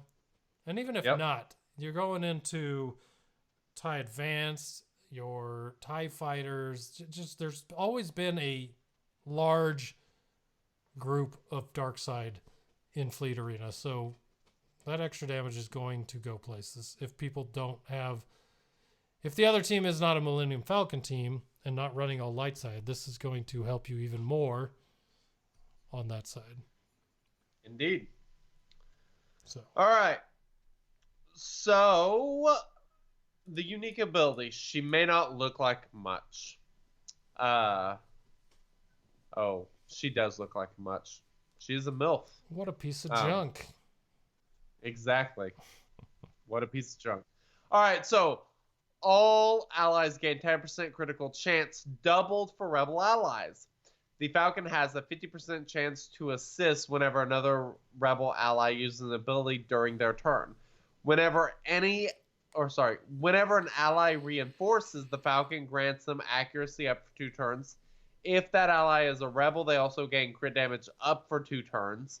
Additionally, when another rebel ally is inflicted with 3 or more different debuffs, the Falcon dispels and debuffs all of them. There's a lot going on here. I mean, so you have the cleanse, you have spreading buffs, multiple buffs that are really important, like accuracy up, because there's nothing like having your ship come in and then just freaking miss against TIE fighter pilot. So you have all that going on for you. The extra crit chance doubled for rebel allies, really important for Biggs, since he has like the target lock synergy on crit, which gives him taunt, that sort of stuff. I really, really like this ability a lot. I think it really caters to what the other rebel ships do quite well. What do you think? I don't know if you mentioned this, but I'm going to reinforce it, is the fact that 50% chance to assist on a rebel using their ability during their turn is just another way for him to go out under home 1 and dispel. Yep. So if he's not doing it during his turn, there's a 50% chance during other rebel turns that he's going to do what you want him to do. So yep. Pretty crazy. Indeed. That the assist is just, it's unbelievable. That is a crazy awesome ability. It really takes this ship to another level, because it's great whenever, like the Admiral Akbar AoE, there's a good chance Falcon gets called in. Well, Falcon gets called in, uses the basic, calls in a rebel ally, so you're getting even more attacks out of it. Just awesome ability, love it. All right, final one is reinforcement. Yahoo! That's the name of it. Final text: grant all other allies foresight for 2 turns and call all rebel allies to assist. Additionally, reduce the cooldowns of the allied rebel capital ship by 1 for all abilities except call reinforcement. This is kind of interesting. So, the cooldown reduction, the problem is Akbar's ultimate isn't overly powerful, but this, calling him as reinforcement, should help you get your ultimate off before a Thrawn would. So, there's definitely a lot of strategy to using the Falcon as a reinforcement. You have the big mass assist, which can be good against Houndstooth or other tanky ships, and then the cooldown reductions just pretty damn awesome, to be perfectly honest. Have you played with him today? Oh yes, absolutely. So, question asked in chat, and I'm looking at the wording of these abilities. If someone uses an ability on their turn with a 50% chance to call him, and they call him, does he call, when he attacks, does he call another rebel to attack with him? Yes. That other rebel then have a 50% chance to call him again? No, because during their turn part, the rebel ally has to use the yes, ability it does. Okay, that's the wording I was looking for in his basic, but it's right there in the there in the special. So basically, if he's called to assist, you're getting 3. It can be an infinite loop. 3. You said it can? I didn't hear the T. Can't. Okay, there Cannot. it is. Yeah, so basically, if he gets called to assist, it's really 3 attacks. Indeed. Yeah. Gotcha. It is so awesome. It is really, really fantastic. And he is such a good addition to, a damage team because of that crit chance. And, oh man, it's awesome. It is super awesome. Really like this ship. All in all, I am super impressed. I love it. I think the kit's ridiculous. There's a lot of synergy. They did not disappoint with the Falcon. What do you think overall? For a legendary ship, I think this kit is perfect. I mean, I haven't fought it yet, and I probably won't where I sit. So, but it doesn't seem like it's too overpowered. Especially since, like I said, not a lot of people are using Rebel ships, or a huge full fleet of them. So, people might not even have those ships ready yet. But as far as it goes, I think it's pretty good. And I don't think that it's like going to kill everyone if they don't. Okay, let me take that back. If you don't have it, I still think that there are going to be teams that will work. But I think you'll have a much harder time. Currently, in my top 11, there are only 2 ships that don't have the Falcon. Or 2 fleets that don't have the Falcon. So Admiral Akbar is already taking over the meta in my arena shard, which should not surprise anyone. Well, let me look at mine and tell you if I see the same thing. Because I don't even know what's going on at the top of mine. But the game's got to load. Never mind. I'm not worried about it. So let's move on to the next part I had here, but that's Rebel fleet building. So as far as Rebel ships go, besides the Millennium Falcon, you have Big's X-Wing, Wedge's X-Wing, Baston's U-Wing, Cassian's U-Wing, Ghost and Phantom 2. Am I missing one there? Seems like I... Did you get Phantom 1? Is there a Phantom 1? What are you talking about? Phantom 2. I mean, why wouldn't there be a first one? That was a joke. All right, yeah, I wrote that in there twice. Whoopsie. You did. So I think the best option is probably Ghost. I think this is what was suggested to us was, the home one ship with the Millennium Falcon, Ghost, Houndstooth, and then you kind of have a wide variety of options for reinforcements. Ghost does seem to be really good. The teams I've fought, those seem like they're probably the best teams. I may end up changing my team a little bit and bring in Houndstooth off reinforcements. I know it's good, but I just think it might be a little bit better there. And maybe start with Bastan's U-Wing and Big's X-Wing because, Biggs has the target lock on crits and calling in the assist. And if you call in the Falcon to assist, it's great. All that sort of stuff. If you can't do Houndstooth Ghost, I think that Bastan and Biggs could be extremely good.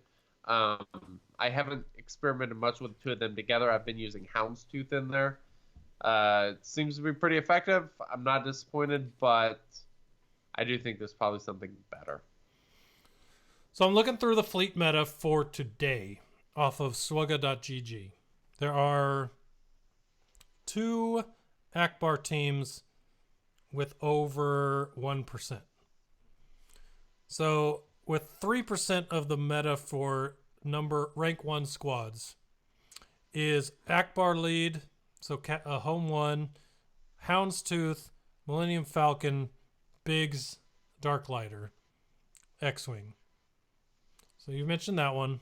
And then as well, the other one is home 1, Ghost, Millennium Falcon, and Houndstooth, which is the other one you mentioned, and that is 8% with 1,014 rank 1s, which is only about 200 less than the usual Chimera, Houndstooth, Imperial TIE Fighter, and TIE Advanced. So it is creeping in there quick.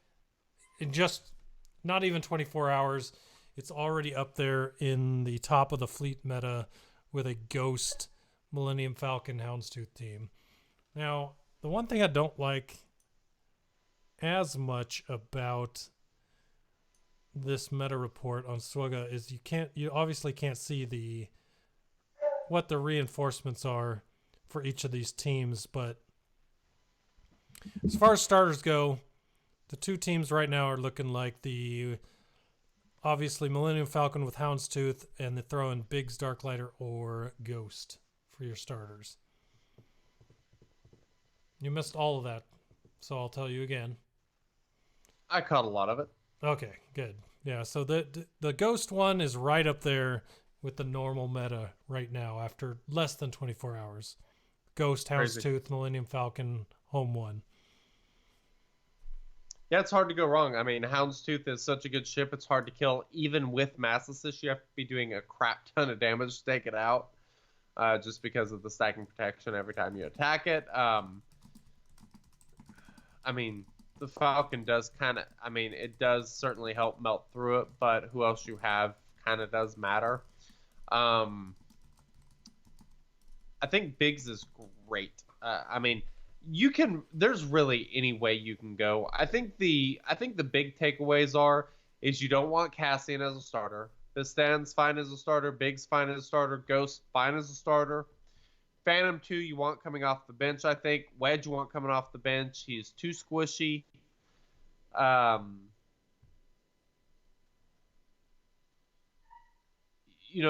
kind of gives you at least a decent starting point for how to put this team together if, you're getting the Falcon. Makes sense. So yeah, I don't know how close to that I am if I were to get Millenium Falcon. But yeah. And I think interesting. I think Ghost is probably going to be the best option for most people. Bistan's U-Wing, he needs a ton of gear. Scarecrow Pathfinder has to be gear 11 for it to work because you have to max that ability because that's where he gets his speed from. So I love that ship, but I think for most people you're going to be better off going with Ghost. Plus, a lot of people are going to have Phoenix ready to go. So Ghost and Phantom 2 are obviously going to be excellent options. The cool thing about Phantom 2 is it's such a great attacker, but whenever it comes in, Millennium Falcon's going to give it the crit damage up. So it's a really good way, using that as a reinforcement, good way to take out some tanky ships because it's going to do a crap ton of damage on that first attack. And then you immediately get to call in, not immediately, but on your capital ships next turn you get to call in another reinforcement with Phantom 2. So that is going to be super awesome. I'm digging it. Something I love, a combo that I've been using that's working pretty good is I've always used Phantom 2 as my first reinforcement just to get two of them out there quickly. But I do like using Phantom 2 into 5s by using that ability that throws out two target locks when I bring out Phantom, and to bring out the 5s next turn for the big AoE can really set you up. But it's Phantom 2, same thing. Since it is Rebel, makes it even better as that first reinforcement. And if I'm looking at the rank 1 reinforcements, besides TIE Advanced 1, which takes 54% of the meta, Phantom 2 is right there with 46% of the meta as a reinforcement. So I'm guessing most people use that as their first, if not TIE Advanced. So makes sense to me. I like it. Not a bad idea. The best thing about the Falcon is it takes care of the mace issue. When you have that dispel on the basic, it really makes it difficult for those mace teams to really do anything because they're keeping Valor up on them is so important. Whenever you're able to dispel that frequently, they don't have quite the same luster that they had before the Falcon. Makes sense. Yeah, it's a great ship, great pilots. I mean, it's one of those ships, if you've got the pilots, you should max them out because you will never regret having them together. And now it's the best ship in the game, in my opinion. I don't know that anyone would disagree. I don't know why you would disagree. I don't even know what an argument would be for the next best. It's Chimera? great. I think Chimera is awfully good, but I'll take my Falcon. It does kind of need the Rebel capital ship. That part is pretty important to it, I think. So and some Rebel allies. And some Rebel allies, yes. It is kind of codependent on some other things to be yes. at its best. I don't think it's a bad ship without Rebel allies, but you lose 2/3 of what it does on its basic without those Rebels, along with the other moves it has. So, yeah. Yep. Agreed. So it'll be fun to revisit this next week because I'm sure things will change. We'll get to experiment a little bit more. Have you decided if you're going to go for the unlock? I didn't have time today to do it, but I think I'm going to try for the unlock. So, because you're close enough with what you were talking about, you would almost be guaranteed the unlock. Yeah, so if I bought the pack that gave you all the shards for the ship, I would be halfway to 5-star on both Xanadu and this goes for most people if you have if you have Houndstooth already at past 5-star. At least 5-star. Yep. Yeah. This goes for everyone. If you buy that pack, you'll already be halfway with Xanadu and IG-2000 to the 5-star. And you can probably at that point farm them if you did it early, like tonight or tomorrow, to get that 5-star unlocked. So I think that I'm going to do that and see if I can just get the 5-star unlock. And that will be really important for the guild in Territory War. I'm excited about this next Territory War, see how many Falcons we've got, because, I mean, you're going to be seeing these on defense. They're nasty. They're hard to deal with. Countering is going to be, you're going to find a way to counter. I honestly think Cassian's U-Wing, as good as it is with the Falcon, is going to be a really good counter to the Falcon, because dispelling the buffs and getting the opportunity to actually attack the ship is going to be super important. So I'm looking through our guild chat here, and I noticed that you got Lando and young Lando. Young Lando's Millenium Falcon and young Lando's 7-star today, huh? I don't think you mentioned I that. did. Yeah, I finished them this week. That was the other thing I was trying to think of. I finished Lando a while back, but I was kind of behind on the ship, so I just finally got it finished. So I'm trying to work up building a second fleet, like a second super strong fleet. So that'll be nice. I love that first. I love young Lando's Millenium Falcon. I love that. It is. I hate going against that ship when it comes in as a reinforcement. It's awful. It wrecks face, man. It is so good. But what I was looking for was how many in our chat right now had unlocked Millenium Falcon, and it looks like this goes back about 23 hours. So it goes back 24 hours, and I only see 3 in there so far for 7-star. Doesn't show you 5-star unlocks, but as far as 7 stars goes, it looks like 3 right now. Mine is only 6-star, so. Yeah. Doesn't give you an accurate portrayal of how many unlocked it. But yeah. 3 7-stars so far. That's how I saw your Lando, because I was like, wait, I thought he said he was getting 7-star Falcon, later this weekend, and then I realized it was young Landos. Yep.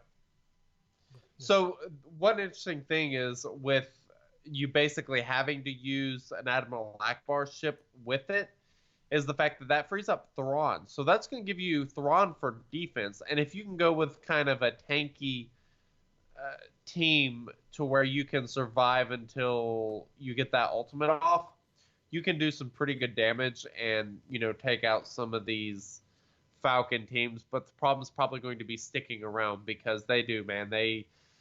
While they're out there, they will stomp some serious ass, and you got to watch out, because they do. That Falcon does a lot of damage really fast, so. Yeah, the biggest problem careful. for me is that if everyone's setting a Thrawn, Houndstooth, TIE Fighter Advanced, or TIE Fighter defense to use their Han, Millennium Falcon, Biggs, Ghost, Home One on offense, is that you're both going to be doing the same thing, and everyone's just going to kill each other. So somewhere in here, something's got to... Some kind of theory craft for territory war or Grand Arena's got to switch around so that you're not doing the same things that are just ending it. You know what I mean? So that's the one thing that I hate about ships versus characters is characters you can kind of build your team. You can build it different. Like my First Order team, for example, is built quite a bit different than I think most people would tell you should mod them. Well, like even just for example, just to use something we talked about earlier in the show, your Rebel team completely different than my Rebel team under CLS. Yes, you can switch it around. You can do what you want with characters. As far as ships go, synergy-wise, since there's not so many, it's hard to kind of be different. It's all kind of cookie cutter. So in order to trip someone up, you really got to figure out something that no one else has done, and once you do it once, then everybody knows it, and then they're going to be doing it. And since there's so few options with ships, the odds are that everyone's probably going to be doing the same thing. So that's the biggest problem there. But yeah, I don't know. I think it would be really cool if they would give us like a ship add-on of some sort, whether it's like an enhanced deflector shield or upgraded weapons or something like that, to where you could kind of take a ship and make it either more defensive or more attack or something like that, just so that there could be a little bit of change up in strategy. Maybe you want the bonus deflector shield on the Falcon so it stays around longer or something like that. Ships 2.0 hasn't been out that long. So That's most true. people should remember the little spot on the ship screen for hardware that's not there anymore. Yep. That became reinforcement abilities. For the longest time, though, we thought it was going to be some kind of modding system for ships to make them different than other people's. Yep. Because this ship arena suffers from the same type of thing as Arena did before mods came out. The only way to make your ships faster than other ships is to have more gear on the characters that pilot them. Back when Arena had no mods, the best way to outbeat your opponent was to have them outgeared. So, unless something changes for ships, it's just going to be really hard to make any type of difference between yours and other people's teams besides just gear. And eventually, people are going to have these teams geared and just be mirrored. 100%. So. And, mods, 6-dot mods make such a big difference on ships. It's important to try to use ships that you're able to put those 6-dot mods on. So, that's why I've been using Crew in my Fleet Arena, because he has all 6-dot mods. He's maxed. He's awesome. So, yeah, that makes his ship way better. And, it's like Biggs, Piston, Scarecrow, Pathfinder. It's hard to find the incentive to put too much effort into those characters just because, I'm only using their ship for the most part. You don't get that big, huge return on investment like you do with Crew or, some other character. So, what I should really do? This is just a random thought. I should go back and look at some of those other pilots that are original characters and see just how hard it is to actually get them to gear 10, 11. For example, Jedi Consular for his ship. Yeah. How hard is it really, since he was an original character, to get him geared up just to have an extra ship for extra fleets to attack with. You know what I mean? That's a good point. And that, that ship has a pretty good ability anyway. The reinforcement's quite good. It heals. Like, it's a pretty good ship. That's a really good point. I do like that idea. I mean, like, Plo Koon's an original character. People like his ship. I don't know how hard he is to gear. There's a lot of them out there. Yeah, well, for maybe sure. Maybe not a lot, but there's some of them. Yeah, there's a lot of underused ships that I think might start getting a little bit more usage going forward, from this point. And like I said, that's the great part about Falcon is I have absolutely zero reservations about throwing 6-dot mods on the pilots. The other thing that I noticed that was from this Millenium Falcon event was the Y-Wing and the B-Wing. When the hell are we going to get them? That's something I mentioned back in the update was that, that the Devastator said right in the event that this is for this event. You're probably not going to see it. But the other part was that, hey, here's a B-Wing. Here's a Y-Wing. I'm like, if these things are we're now fighting against them. I can't tell you. Growing up, the Y-Wing was my favorite ship over the X-Wing. Yep. And I don't know. What was your favorite ship from Star Wars growing up? I think I leaned towards X-Wing, but there were a lot of ships I liked. The TIE Interceptor is awesome looking. The TIE Bombers are super cool as well. Ooh, yeah. I'm telling you, dude, this is one of my favorite Lego sets that I own. Is this cool. badass fucking badass Y-Wing. That'll put the E on the podcast for this week. But yeah, this thing, nice. I love the Y-Wing. I want one of those so bad in the game. So I feel like some of these characters you could probably dig through and just put them in what would there be a problem with maybe putting, let's see, who's a character that might pilot a ship? I mean, Lando Calrissian, regular Lando, he don't have a ship. Put him in a Y-Wing. Like, you could do that. Like, does it have to be like actually happened in the movie? Like, Lando could pilot a Y-Wing, so give him a Y-Wing. I don't know. It would just, yeah, I don't know. What did Bodhi Rook fly in Rogue One before he defected? A freighter? Was he a freighter pilot? I think he was. Maybe. But he's not a pilot. He's a character no one uses.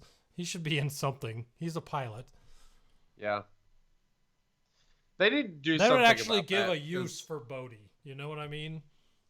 And there he'd be you a go. rebel, So, I don't know. Californium said that Hera flew a B-Wing.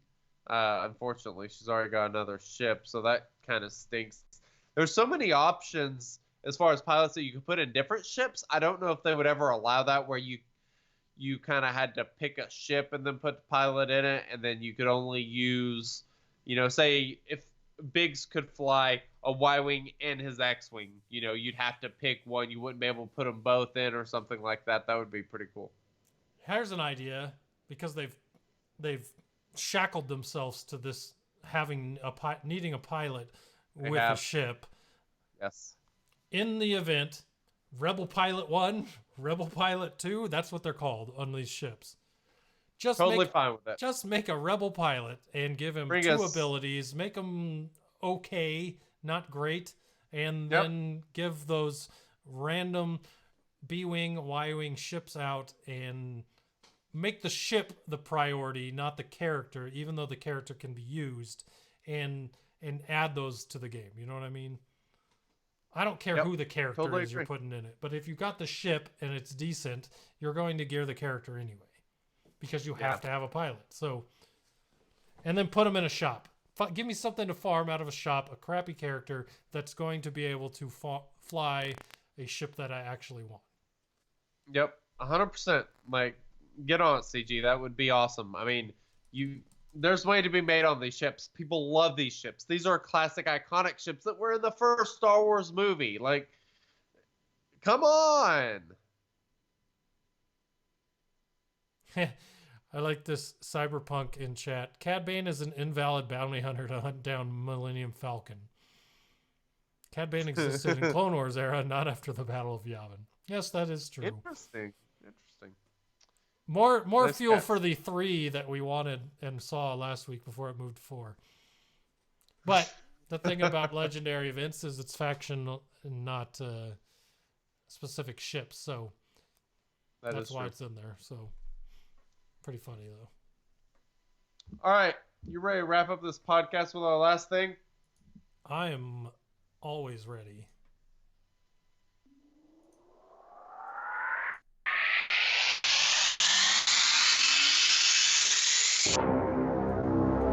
It's time for the sexy bearded duo to battle in their SWGOH knowledge in the most exciting trivia event in the Outer Rim. It's time for the Shattered Order trivia. May the Force be with you. Man, I tell you what, I am a human yawn fest over here. Dude, you like out of control every week. I'm like, do you do it during the day?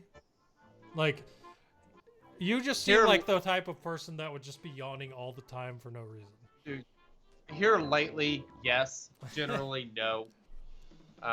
This is off topic question. What is your Yeah. average sleep per night number? I would probably say 6.5 hours. I don't do well on much less than that. I shoot for 6.5 hours. That's my goal. I say mine is probably 5.5 to 6. So I mean, like, I thought you might be somewhere in there, and so I'm like, man, I need to up my yawn game because I never sleep, Nice. and I work Yeah. nights and everything. I'm always tired, but I don't know what's wrong with my body that it does not produce the same amount of yawns as Yeah, well, my friends always make fun of me because like 10 o'clock hits and it's bedtime. I'm one of those people. I usually stay up. I usually try to stay up later than that. I mean, I can sleep 8 hours, you know, but I'm not one of those people that you know, passes out at 10 and wakes up at 9 the next morning or some crap. you. 11 hours of sleep a night. Yeah, I don't know how people do that. It's ridiculous. All right, so Shattered Order trivia this week is about, you guessed it, the Millennium Falcon. All right? I don't know if it's just about the new one or if it's all of the Millennium Falcons. We'll find out, but it is about the Millennium Falcon. So, that is what we're going with tonight. Now, if you have your handy dandy Kahoot app ready, I have a code just for you. So, if you are playing along while you watch the live stream or while you're driving your car in traffic, please don't do that. That's a joke. But Dangerous. super dangerous. But we know you all live on the edge. So your pin is 0244934. That once again is 0244934. Now give me 2 seconds to input this into multiple devices and then we'll be ready to go. Awesome.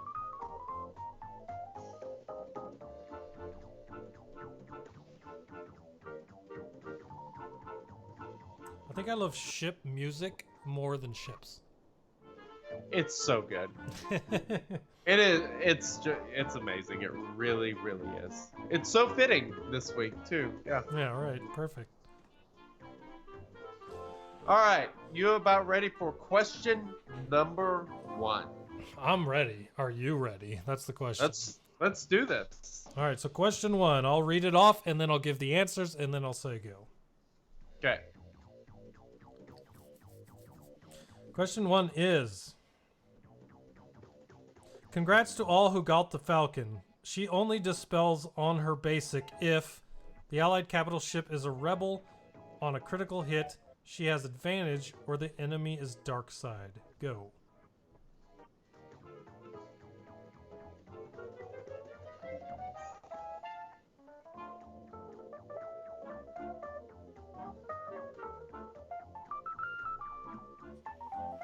All right, I got my answer. All How right. about you? I got my answer. Did you I say? selected the correct answer, which is the Allied capital ship is a rebel. I as well answered that. How many points? Very did you get? nice. 986. I got 996. Weird. I'm up by 10. All right, next question. Wow. Amazing. All right, next question. Question number 2. Question number 2 is, which of these requires an Omega? 50% chance to assist other rebels during their turn, 100% chance to call assist on basic, more damage per Empire dark side enemy on the AoE. And go.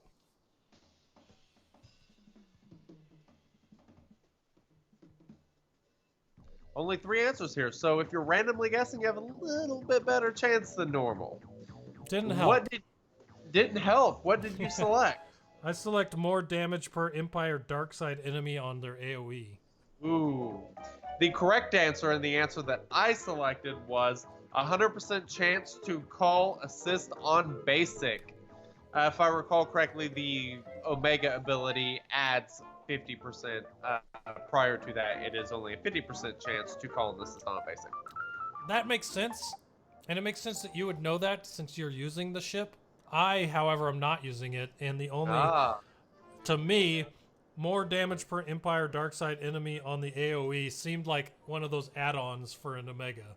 Like a little extra sentence that you would use with an Omega. I don't know. Oh well. What Dang is it. question number 3? Question number 3 is, when another rebel ally is inflicted with blank, the Falcon dispels blank. 3 or more debuffs, all debuffs on them. 3 or more different debuffs, 3 types of debuffs on them. 3 or more debuffs, all debuffs on rebel allies. 3 or more different debuffs, all debuffs on them. And go. That is really confusing. So, pretty much they all have, it's either 3 or more debuffs or 3 or more different debuffs. That seems to be one important part, and then it's whether it's all debuffs on them or all debuffs on rebel allies. Interesting. Make sure you read your answers, and then you have a pretty good chance here. Yes. What did you select? I selected 3 or more different debuffs, and it dispels all debuffs on them. I selected the same thing. That is the correct answer. Well done. All right. We're rolling. Question 4. Chewie's AoE deals bonus damage for each Empire and Darkside enemy, each Empire or Darkside enemy, each Empire and Sith enemy, or each Empire or Sith enemy. Go.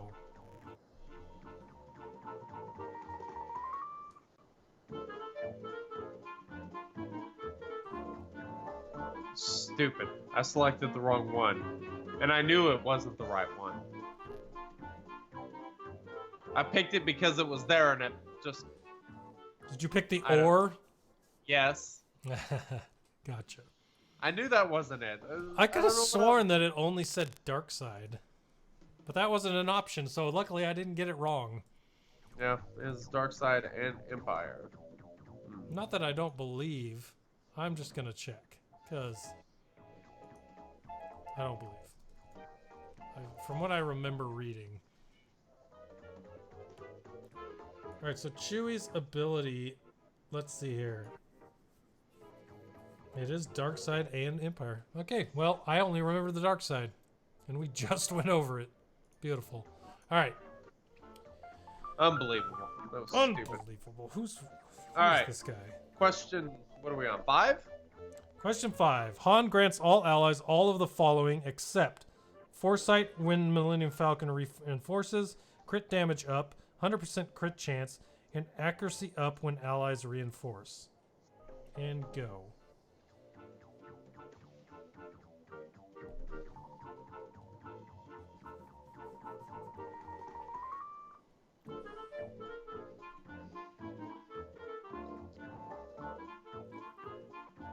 And what did you select, sir? Crit damage up. I selected the same thing as the correct answer. Had to think about this one a little bit because it grants all of these. It's just what allies it grants to and how it grants them is the important part you have to think through.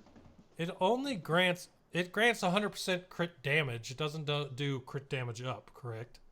No, it does do crit damage up, but it's only to rebel allies who are reinforced.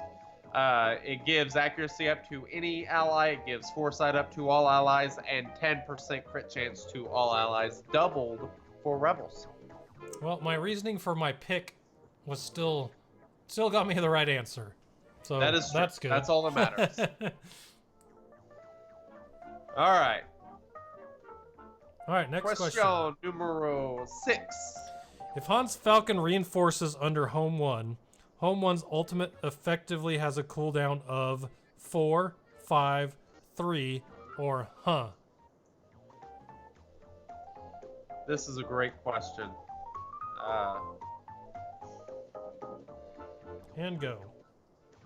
So the thing here is knowing the fact that Millennium Falcon being reinforced reduces the cooldown of the ult, or actually reduces all cooldowns besides reinforcements of the capital ship by 1.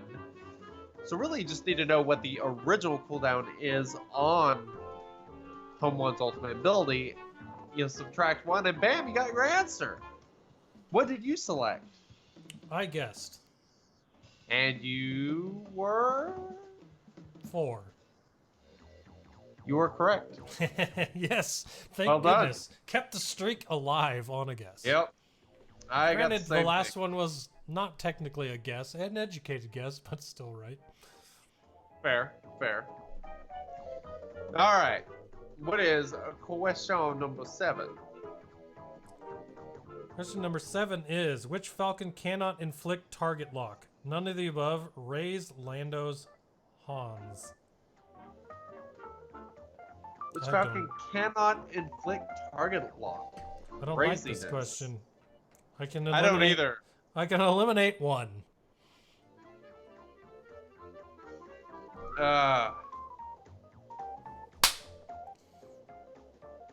The streak is over. Oh, thank God. I don't know. Which Falcon cannot inflict target lock? It's Hans. I believe you.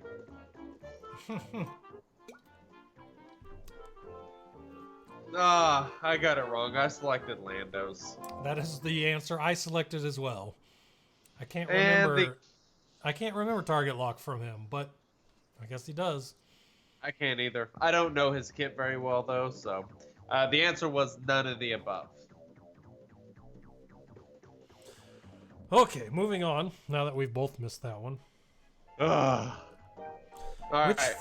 Which Falcon gains stacking damage when attacked? And go. Ooh, stacking damage when attacked. Interesting. Lando's, Hans, Ray's, or none of the above. I hate And- this. I hate it. All right, What did you select? I haven't hit it yet, but I'm. Oh, Do I want to do it? Have I you will answered? give you a hint. I have, and I got it correct. I'm selecting between none of the above and Lando's. Okay. And it doesn't matter if I picked either one of them. The correct answer was Ray's Falcon. Boo. I'm pretty sure that secured you the win right there. I hope so. I We'll hope see so. on the next question. All right, let's do it. Final question. Which Falcon can grant itself defense penetration? Han and Ray's, Lando and Hans, all of them, or Hans?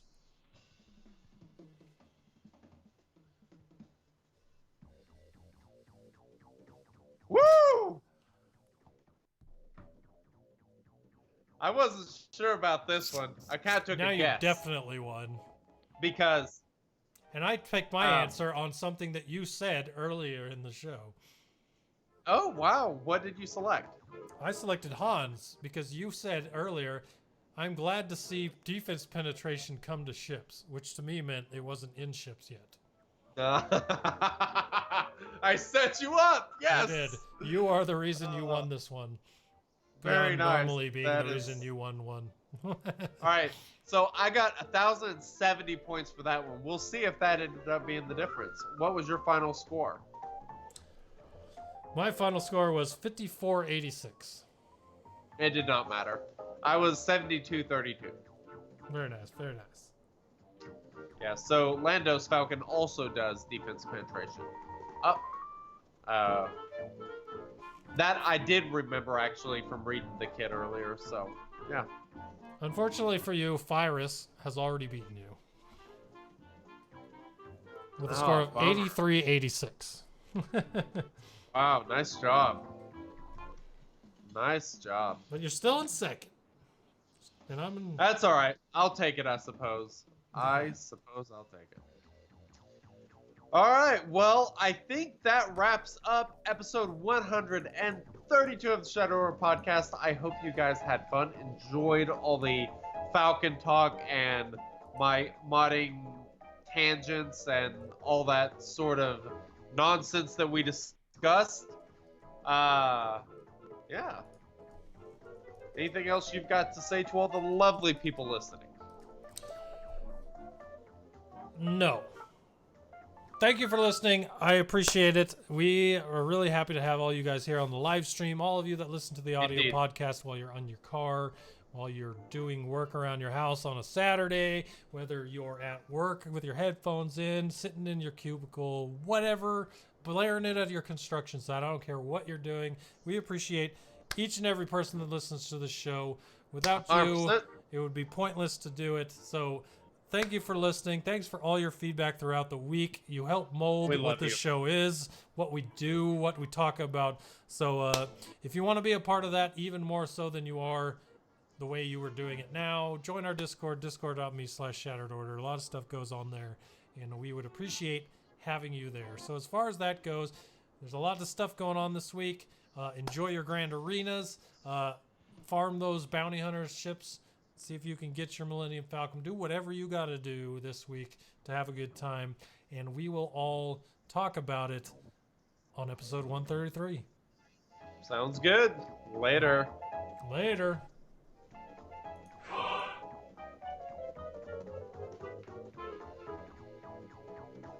You've just finished with the Shattered Order podcast. Join us next week for another round.